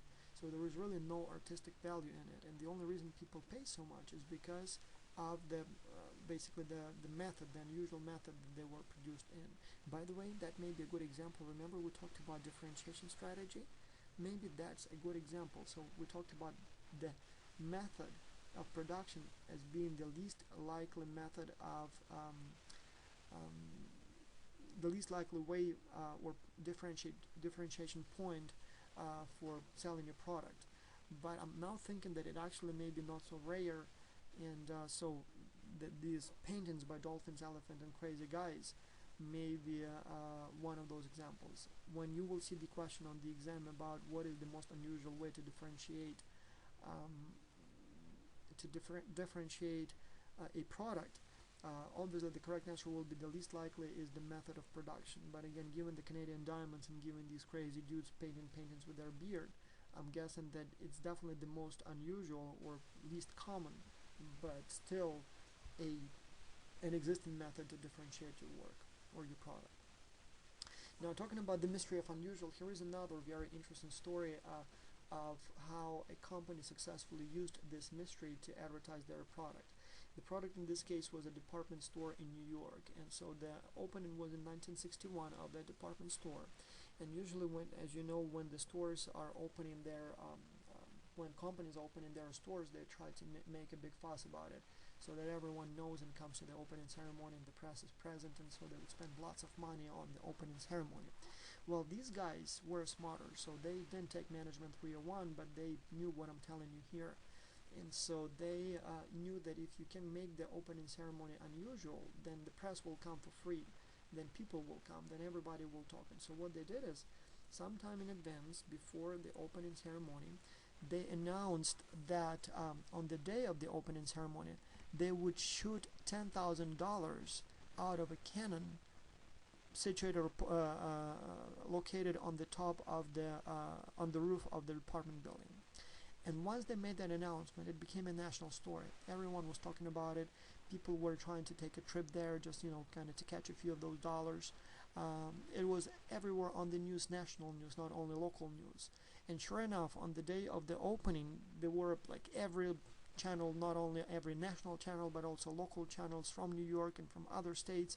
Everyone wanted to see it, and then lots of people gathered up just for the chance of witnessing this unusual opening ceremony. And yes, sure enough, as promised, the cannon fired and $10,000 bills, $1 bills flew out into the air. And for $10,000 they got more than you would get for spending millions of dollars on advertisement. And in fact, I'm thinking if I would ever have to open another company that is not just a consulting company but something that where location matters, I would actually do this. Like if it was a barber shop, or if it was car repair shop or something of that kind, or a supermarket, I would actually use this method. And it's pretty much guaranteed that at least all the people in the vicinity, in the local towns, will know about that ceremony. Probably many of them come. Guaranteed there will be news channels there. How often does it happen? And so I think that's a cheap way to advertise your product. Interestingly, when I had a company, my car dealership back in Ukraine, what I did, I put a small car that looks kind of something like Smart, or maybe like a Mini Cooper. And so I bought one of those. It was like $20. It didn't have the engine anymore, it didn't have the wheels, but I didn't have the body. And so what I did, I put it like a little pedestal, like raised it about maybe 10 feet above the ground, and the car was just hanging there. And so that was at the time, well, I guess even today it would be kind of unusual here in North America, but at that time, cars were highly valuable. And so I just put one of them at the entrance to my dealership, like on the main road where the turn was into my driveway.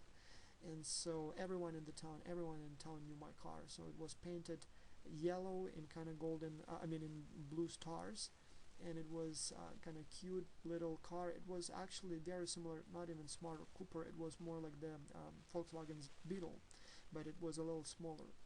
And so everyone, like, when they talked about my car dealership, the of the hot guy, everyone, oh, that's where that bug is, and yeah, that's the one. And then a couple of guys actually tried to replicate my idea a little later, and they painted their car like a zebra, but it was years later. And the unfortunate thing is that I not just learned. A few years ago, I learned that the car, somebody burnt it. So I don't know why would you want to do that, but my sister was in charge of the dealership, and so someone just vandalized it. I don't know why, maybe kids for fun. But again, it was unusual, and it was definitely grabbing attention, and it was like one of those local attractions that people would talk about. Here are a few examples of how the mystery of the unusual has been successfully used. Like, this is a department store in Poland, and again, because of its unusual look, customers are willing to come there from far and wide and spend their money just because it looks different. And so definitely it's a selling point for the supermarket. So you wouldn't go to a Walmart just because it's a Walmart. But if it was built like this, and if you're traveling, you probably would take the detour just to see it and maybe spend a few bucks. The same thing here. This one is in Russia. Again, kind of looks funny, and so it's hardly unlikely that you would very unlikely that you would pass by without noticing this specific building. And a few more examples of the unusual, again in advertisement. I don't really know what these guys advertised, but this was from the time when there was no digital photography, and so this is an advertisement of the film development kiosk. I felt this one was very interesting and very creative. So Vampire Diaries 2, and so that's an advertisement in the movie theaters where the movie was screened, and so I felt that was very unusual and very clever and definitely would grab attention. Now this one is interesting. Advertisement on euro bills, and now there is a big discussion going on whether it's actually legal or not.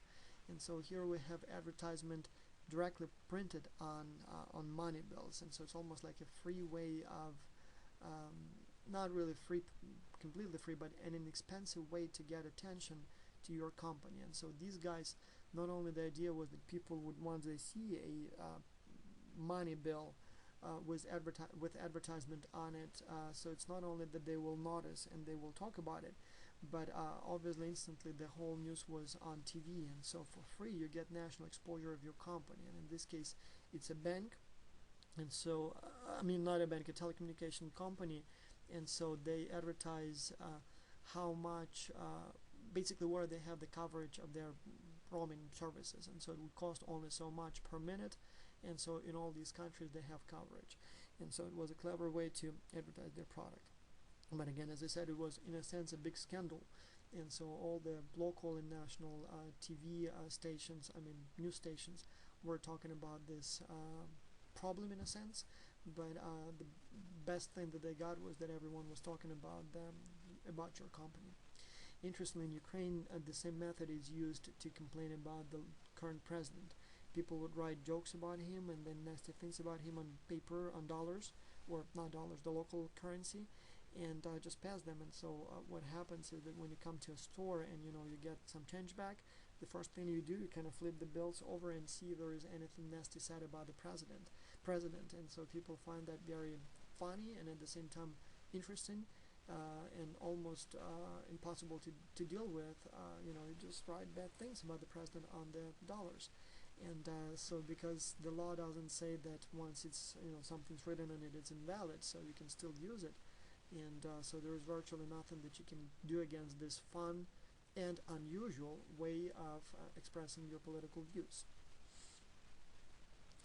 Now the next one is the puzzle mystery, and I call it the puzzle mystery because well, you'll see once I give you the definition. People are supernaturally attracted to situations when pieces just fit together. So if your commercial can be designed in such a way that pieces fit together, people will notice and people will seek out those situations and will pay attention. And let me give you a few examples. For example, here, advertisement of arm watches, right? So if you put the same picture on the window here, nobody would notice, but you put it on this wristband or whatever it's called, and so once you put your arm or hand into it, wrist into it, the arm watch fits. And so once that happens, people notice, people giggle, people smile, and that's exactly what you want the commercial to do. The same thing here. So this is advertisement of Milcom, and then doors open and you see the Alps, German Alps or Swiss Alps, I don't know, but kind of it fits. So the story here fits with the story here, and people notice and they're like, oh, that's interesting. So you wouldn't miss it. So if the same picture was on the side on the wall here, nobody would notice. Here it kind of pieces of the puzzle fit, and all of a sudden it becomes kind of an interesting thing. The same thing here. So the bar goes into the mouth, and then this is the commercial of the National Geographic channel, I believe. So the jaws of a shark. Again, it fits, it animates, and so it makes it much more fun. A few more examples, and a few more. This one is especially interesting. So here the pieces of the puzzle fit very well. If you put only one or the other, people wouldn't even notice. But you put 200 meters and then 197 meters, and all of a sudden it kind of creates a holistic picture, and it's fun and it's interesting. This one is from the 90s when toothbrushes, there was this craze about kind of adding this torsion kind of suspender there, and so that spring there, and so again, you put this picture on a wall or on the bus in general, and nobody noticed this toothbrush, but you put it on this movable part of the bus, and all of a sudden everybody notices it, and all of a sudden it kind of makes sense and the pieces fit together. This one is my favorite. I mean, Duracell right here, it creates a story and you just can't not notice it. Another one, and another one. This one is kind of interesting. These are not exactly pictures from that same time, but a similar approach was used in my hometown in the must have been early 90s. Exactly the same idea was used, so different slogans or different passages or phrases would be written on buses, but you could read the whole thing only when two buses kind of stand side by side, like here, find your perfect match. And so you would have to find your perfect match in order to read it. And I remember at that time, I mean, obviously most people didn't have cars at that time in Ukraine, and so we were using buses and what do you call them, the trolleys on the streets. And I remember we'd be standing on the bus stop waiting for the bus, and it would be like 50, 100 people at any given time, busy downtown, and literally we would be kind of looking out for those buses and trying to see what it says on the bus. And then every few minutes or so somebody actually would see the perfect match. I mean, would see the kind of how that slogan, the pieces of the slogan fit together, and kind of cries out, yeah, this one, your perfect match. And like the whole crowd on the bus stop kind of turns around like, oh yeah, we found it. Oh, that's cool. And so I mean, normally you'd never read those advertisements on buses, but once it fits together, it all of a sudden becomes kind of fun game. So just like when people spend time on puzzles. And here is another one, and another one, and another one, and I think we had this one before, and another one.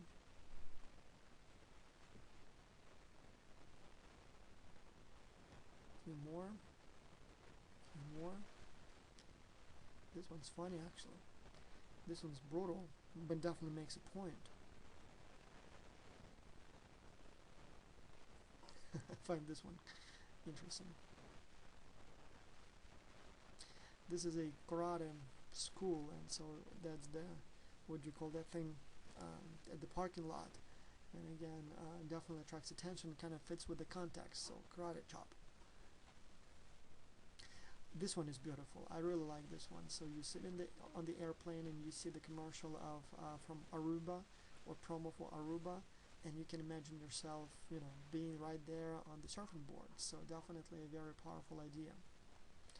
This one is the best. I mean, you put Mr. Clean on the wall somewhere on the billboard and nobody will notice. But you put it like this, and beautiful. That's funny too, for ketchup. Again, you use that once and you never forget it. That's Western Union, so to symbolize how easy it is to send money, you just, leave it here and it comes out there, right?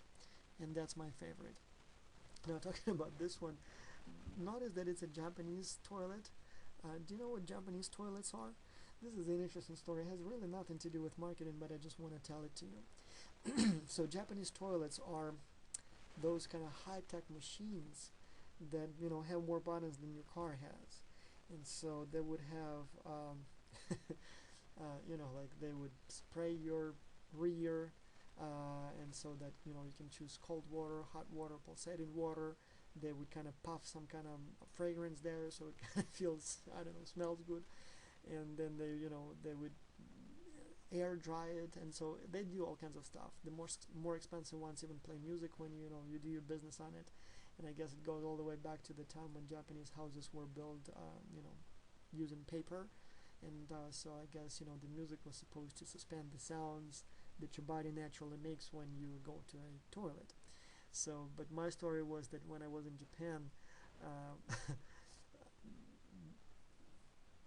so all those toilets, first of all, that they were the central topic of most of the conversations among the foreigners. So like everybody, like, did you notice what the toilets look like?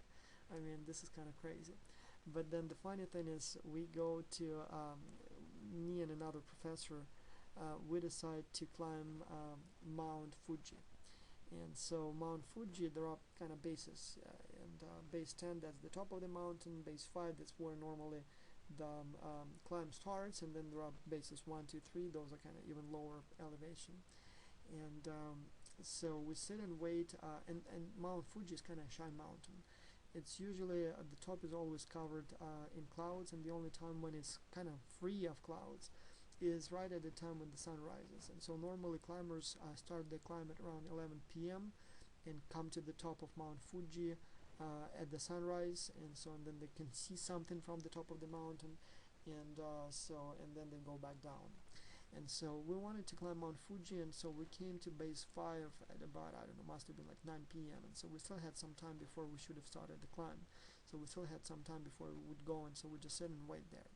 Now the thing is that even though modern toilets in Japan are all those high techs that do whatever they do, the traditional Japanese toilet is just basically a hole in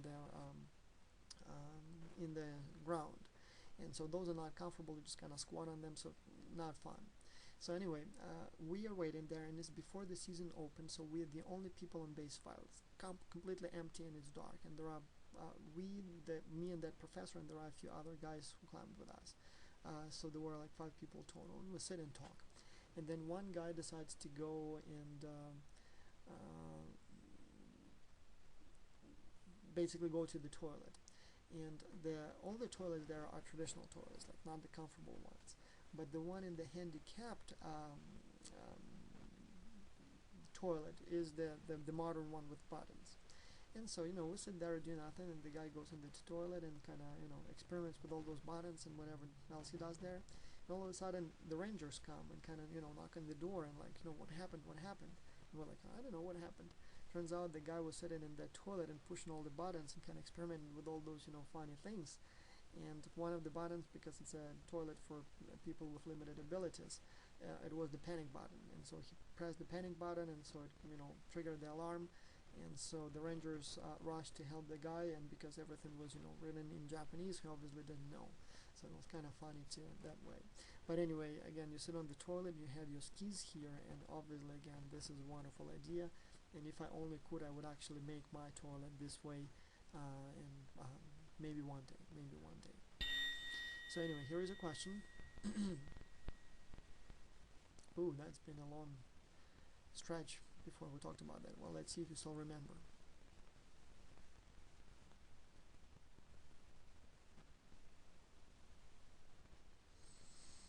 And yes, the correct answer is C. It was an example of how challenging it may be to choose a good brand name for your brand.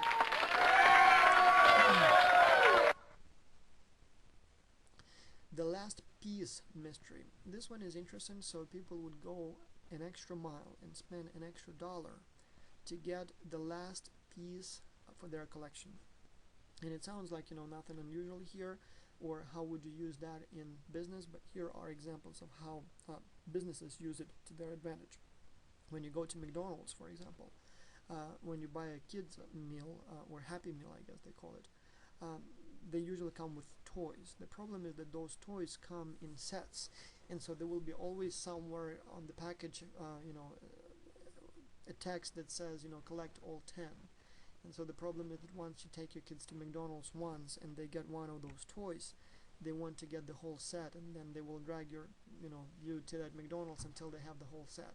It almost looks like the company intentionally doesn't make enough of one of those animals, and so in order to get the last piece of the puzzle, you would have to have like 20 Martys and 10 Alexes before you actually get one Gloria.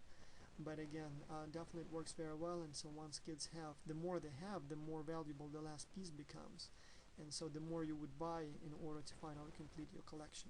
So definitely a very powerful method. Now the scandal mystery, people are supernaturally attracted to scandals. I don't know why, I don't know how come, but it's definitely the case, and here is a snapshot of the screen from, this one must have been from about 2 years ago or 3 years ago, when, for example, the White House party crashers, if you still remember. So there was a couple that somehow managed to attend the White House party and even got a picture of themselves with Joe Biden. And so it was a big kind of disgrace for the Secret Service that let those people in, because apparently they were not invited. But again, you look at Google News at that time, and so you would see that people were much more interested in this insignificant but scandalous news. I mean, who cares? I mean, the guys came there, ate some food, and went home. I mean, it's not like they were, had some bad intentions.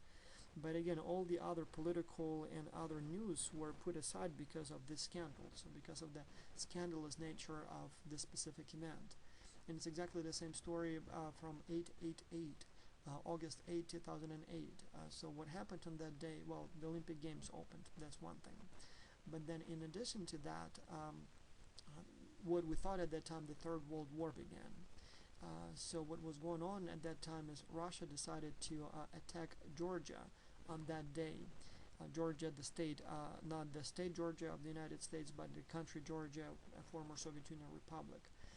I don't want to go into all the details. The point was that a war between those two countries started on that day, and so in the first days or hours of the conflict, we had reports of thousands of people being killed, and then Europeans and Americans backed Georgia, and then some countries like China and Syria backed Russia, and it all looked like the Third World War, with the world divided between the two powers, or camps into two camps, and fighting among themselves. But what everyone was talking on that day was, well, the scandal from the opening ceremony of the Chinese Olympic Games, or Olympic Games in China. So the scandal was that at the opening ceremony there was a song sang, some kind of, not the national anthem, but some kind of important song. And that song was sang by this girl, as everybody thought, cute, beautiful girl. But turns out that this girl was actually only opening her mouth on the stage, and the real singer was this girl. But the Chinese government felt that the real singer, the one with the beautiful voice, didn't have pretty enough appearance, and so they used a different girl to be on the stage. And so when we thought a Third World War was raging, and there was a very important thing. Everybody, you go to, for example, news channels at that time, and everybody was talking about one or the other girl who was singing, and so you would think who could care less. But turns out that scandal was much more important than a huge military conflict that was threatening to escalate to involve the entire world. Finally, the truth mystery. Somehow people are supernaturally attracted to finding the truth. Some people would literally risk their lives and careers to find the truth. Other people would actually pay to have a job that allows them to discover the truth. But I don't know why and how come. And so if you can design your product or build your marketing campaign on the notion that you will show them what the truth is, and you will rebel against those whoever is not telling you the truth, you will have a whole army of followers that will be willing to spend more money on your product just because of that, the truth kind of notion. Anyway, enough of the mysteries, and so here's the question. Let's see if you would be able to understand, or if you can tell me now why I was showing you all those examples.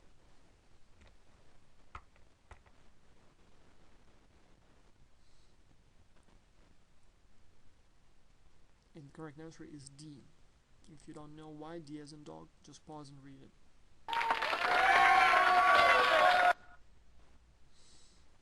finally, and I'm not 100% sure why this was put in the lecture on marketing, but there are a few more things related to promotion and distribution of products.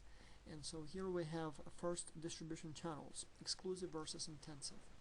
Exclusive distribution channels, that's when a product is sold exclusively at, for example, brand stores. Like, for example, Gap Corporation sells its products, clothing, only through its dedicated exclusive stores, Old Navy, Gap, and Banana Republic.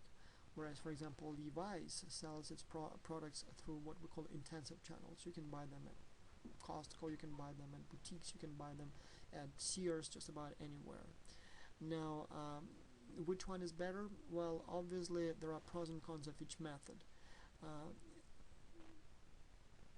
First, when you go with an exclusive rights, then whoever represents you is basically a monopoly, and so if you want to buy this product, you would have to buy it only through them, because so as a result they can charge higher prices, as well as because they're the only people representing your company and selling your product, they have also an incentive to invest in advertisement. On the other hand, if you have a bunch of people selling your product, so a bunch of stores selling your product, then none of them has an incentive to advertise your product, because they are just hoping to free ride on the back of their competitors. Why would I want to advertise, let's say, LG products when Walmart, Target, Costco, all of them sell this product, and so hopefully they will do the advertisement, and I don't have to spend money on that. On the other hand, if you go with an exclusive channel, then obviously, what if the company that represents you is not a very good company? What if they're not doing a very good job selling a product? If you give them exclusive rights to represent you, then nobody else is selling a product, and so you just depend on, you can only hope that they will do a good enough job. And then obviously, if they have to advertise, they would have to spend more money, and so they couldn't share the cost among all the people who are selling your product. And then again, lack of competition may actually do a bad service to the customer service and lead to an increase in prices. When I worked back at that company that was selling agricultural equipment, we spent a whole considerable deal of effort on getting the exclusive distribution rights for Homer machines, the self-prepared potato diggers, potato combines. And so we wanted to be the only company in Ukraine that would have the rights to sell this machine. And eventually, after lots of negotiation, we were able to convince the owner, the manufacturer of the company, to give us the exclusive distribution rights. And for a while, we were the only company in Ukraine allowed to sell these machines. The only competitors we had were small businesses that were importing used machines that they directly bought from farmers into Ukraine. But then the problem was that at least the owner of the Homer company felt that we were not selling enough of those machines, and then eventually our exclusive contract, when it expired, it wasn't renewed, and so the same rights of distribution were given to other companies that were selling agricultural machinery in Ukraine. And that on the one hand led to the loss of our profits, because all of a sudden other companies were selling that machine. But then again, it also tightened competition, and it allowed the company to sell more of those units. But then, as I said, at the same time made us less interested in investing in advertisement of that particular machine, because every time we advertise it, everybody else benefits. So there were some pros and cons for both the distributor as well as the manufacturer of the product. Another interesting story about distribution rights and exclusive distribution rights, most of them again talking about agricultural machinery, but it's also the case with cars, and I suspect it may be the case with other types of products. Most of the manufacturers would want you to sell their product and only their product if you get the exclusive distribution rights. So for example, if John Deere gives you the right to be the John Deere dealership, the agreement is that not only you will be the only dealership in a certain area, but also that you will not be selling any other machines, agricultural machines from other competitors of John Deere. So you would not be allowed to sell, if you sell the green machines, you would not be allowed to sell the red machines. And the red machines, that's Massey Ferguson. And blue machines, anyone knows what blue agricultural tractors are? That's New Hollander. And yellow are Caterpillar. Well, anyway, it doesn't matter in this case. The thing is that what many companies do is they want to first of all sell all brands, because some farmers religiously prefer John Deere, others religiously prefer, for example, Caterpillar or New Hollander. And so what many dealerships do is they create kind of sister companies, and on paper those would be separate companies, but in reality it would be the same family that owns them. And so what you would see, like in this specific case that I described here on the slide, a friend of mine, Dave Cook, is the main agricultural machinery distributor in Kiniston, Saskatchewan in Canada. But so his original dealership agreement was with John Deere, but because many of his farmers wanted to buy Massey Ferguson tractors and combines, they opened another company, this time managed and owned, on paper at least, by his son Dave Cook Jr. And the company is located literally across the street from the original company. And so when the consumers come to buy a tractor, they can easily go to one or the other, and the money, the revenue still goes into the pocket of the same family. But on paper it looks like it's two companies, each with an exclusive distribution agreement, one from John Deere and one from Massey Ferguson. And you would see the same thing with cars. For example, if you go to High Point and you want to buy a Honda, you go to Van York, but then you notice that there is also Van York Chevy, Van York Toyota, Van York just about any other brand, and most of them would actually be located like literally in the same area, across the same street on the intersection. And so turns out that on paper, even though those look like exclusive distribution, like franchisees of companies with exclusive distribution rights and representing only one company, the reality is such that it's the same family that owns them all, and by doing so, by separating these little companies on paper, they do not violate the agreement, and at the same time still get to sell all the products and cater to the needs of customers with different preferences and tastes. The disadvantage for you if you go with an inclusive channel, I mean, it may sound like it's a good thing because so many of distributors will be selling your product, so you kind of maximize the chances of selling your product. But the problem is that then you become one of many. Like, for example, if you want to sell your product through Walmart and Target, all of a sudden you become dependent on them in terms of them putting your product in, let's say, more favorable locations. Like, for example, in supermarkets, the shelves that are on your eye level attract much more attention and generate much more sales than the shelves at the floor. And so placement of the product matters a lot. And so if your product is placed on the wrong shelf, you may see a reduction in sales by 5, 10, and maybe even more percent. And so if it was your exclusive distributor, then you would have much more authority as to where you put a product, and there would be actually no other products there, period. But here you would actually have to be, in a sense, competing with other products that your retailer sells. And so in a sense you create competition among retailers to sell your product, but then also you become in competition with other manufacturers for the placement in the superstore. And so that becomes a problem. Now your next question. And the answer is, it is an intensive channel.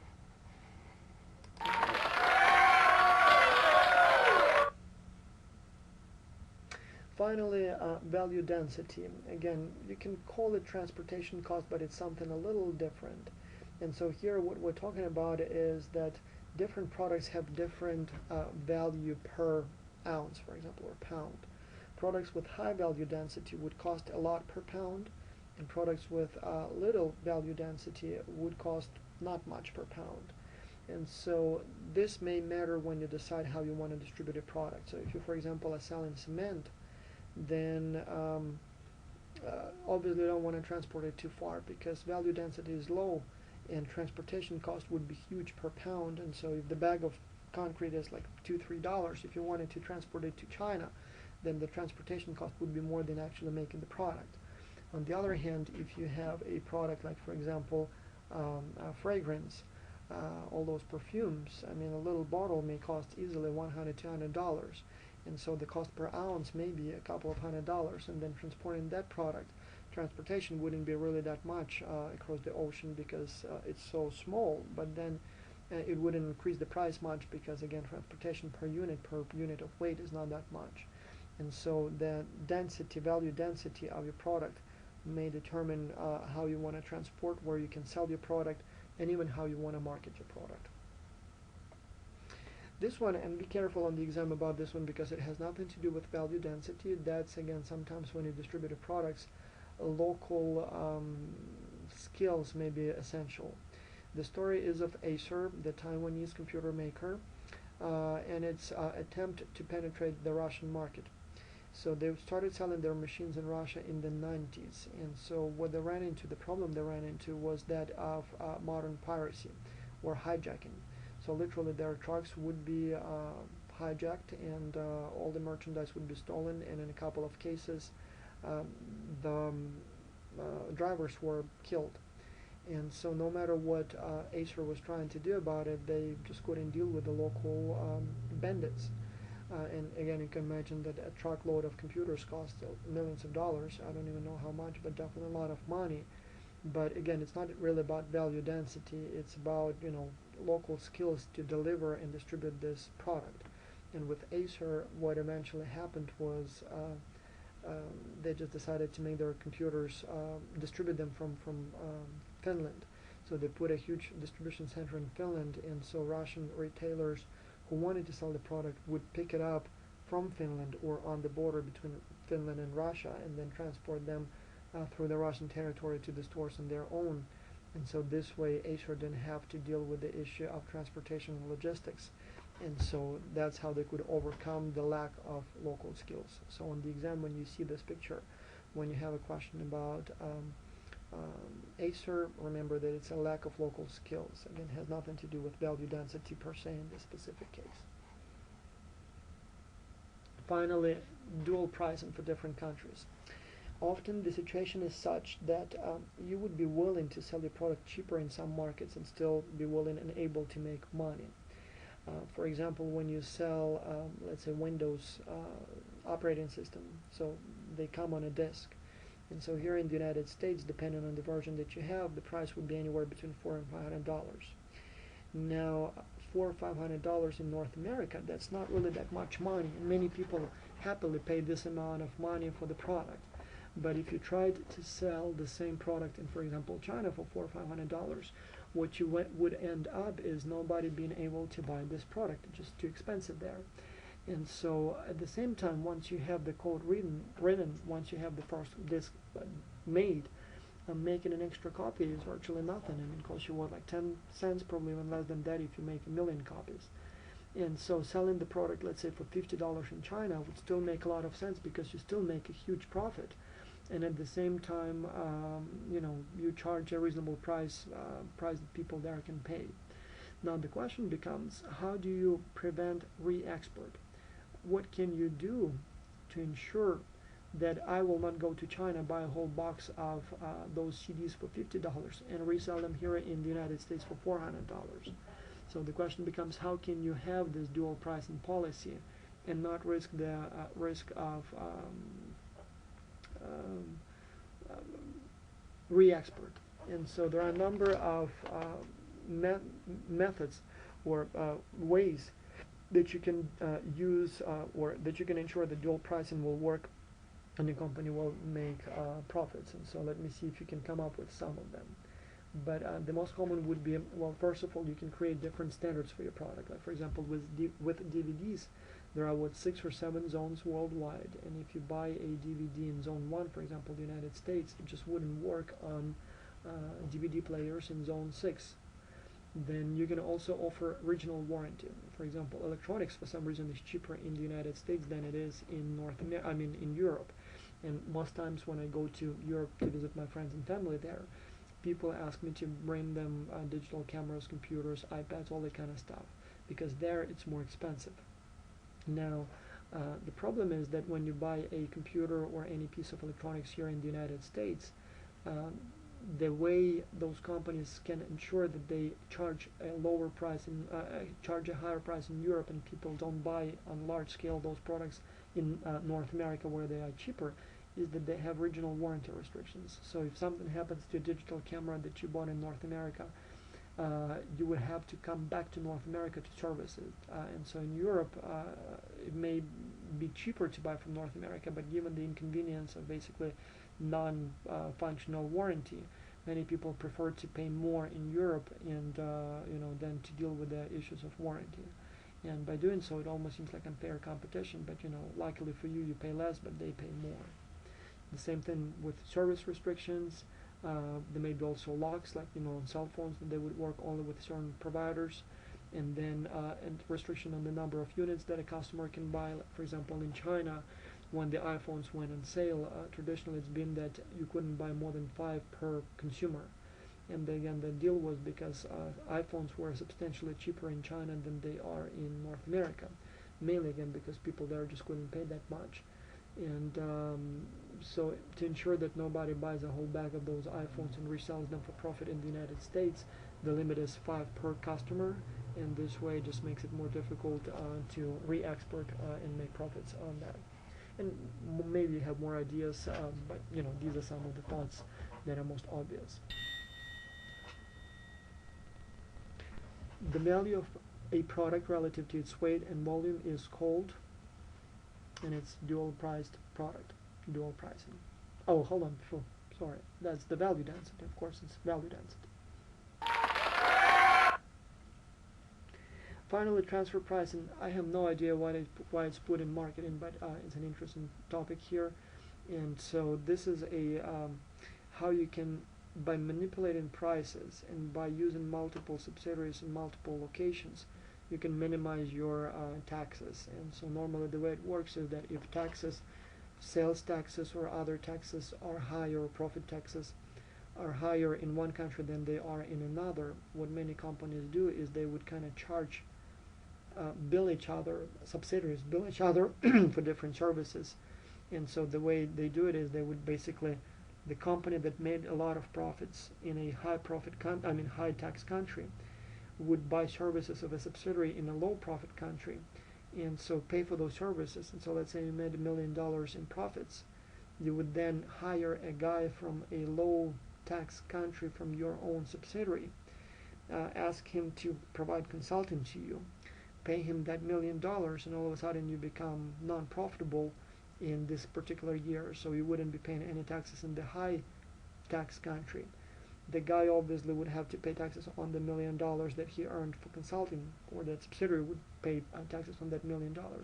But because the tax level is lower in that country, the company as a whole saves a lot of money. We use this method a lot in Ukraine, when taxes in Ukraine were much higher than taxes in some European countries, and so our subsidiaries in Europe would basically eventually end up with all the money, and so we would pay taxes there. Perfectly legal, but kind of minimizes your taxes. And that's what many companies here in the United States do. Like Google, for example, has a subsidiary in Ireland, and again, taxes there are much lower, and so they would try to transfer services and cash flows, and so eventually it would have most of the cash left in that low tax country jurisdiction, and by doing so they can avoid paying many taxes. Finally, when you are deciding for how much you can sell your product, and here we are essentially talking about your ability to set prices, turns out that in some cases the decision will not be yours. In some countries the government would be intervening and would be telling you how much or how little you can charge for your product. I'll give you an example from Ukraine, but then the same things you can see just about everywhere, including, by the way, the United States. And this one is about gas. In Ukraine, occasionally would have what we call a gas crisis, and so gas prices would go up a lot, and then the government would occasionally accuse the gas oil traders of hijacking the prices and increasing them too much, and then the government would impose the upper limit on how much you can charge for gas. So people would complain, and the government say, oh, we love people and we don't care about businesses because people vote for us, so from now on you cannot sell gas for more than, let's say, $2 a gallon. And so if you're an oil trader, then all of a sudden you have a limit as to how much you can charge for your product. Not a huge deal in most cases, but it does happen occasionally, and when it does, your marketing essentially decision, your pricing decision will be predetermined for you by somebody else. The same thing can be told about, for example, Venezuela, where Hugo Chavez, in his attempt to be liked by people, would resolve just about any problem with imposing upper limits on prices on, for example, essential food items. And so supermarkets there, particularly those from the United States, find themselves often in a situation where they just can't charge more than what they're allowed to charge, and then the whole business may become unprofitable and so on. But again, it's not about politics this time, it's about pure economics. Sometimes you may not be allowed to charge more than something for a product, or maybe even less than something when the story is about anti-dumping. And so again, that's something that you have to keep in mind if you decide to do business internationally. And yes, I just mentioned about anti-dumping, so sometimes there may be a lower limit on how much you can charge. And so it's a complex body of law, and it's almost impossible to prove a dumping case. And at the same time, there are literally thousands of dumping complaints filed in the United States every year, so many more than you would think. And so it's very difficult to kind of determine whether the price was so low because the company was trying to compete unfairly, or it was because the company was able to deliver the product lower, cheaper. And usually the kind of the definition or the rule would be, well, how much does the company charge for that same product in its home market? And so the kind of expectation is that in a foreign market the price should be higher because you at the very least add them transportation cost. And so the whole war may be going on, but eventually if you lose, then you may be told that if you want to sell your product in this market, you cannot charge less than this, so you would be forced to charge more. And so again, that may undermine your ability to compete with the local companies, as well as can completely change perceptions about your company. But again, that sometimes would be the rule for you setting the price of your product. Anyway, here are a few more questions, and for this one the answer is A. Again, if you need to pause and read the question more carefully, you obviously can do that. Here's another one, and we deal here with A, dumping. And finally, this is what you need to know on the exam. Thank you very much for your attention. Bye.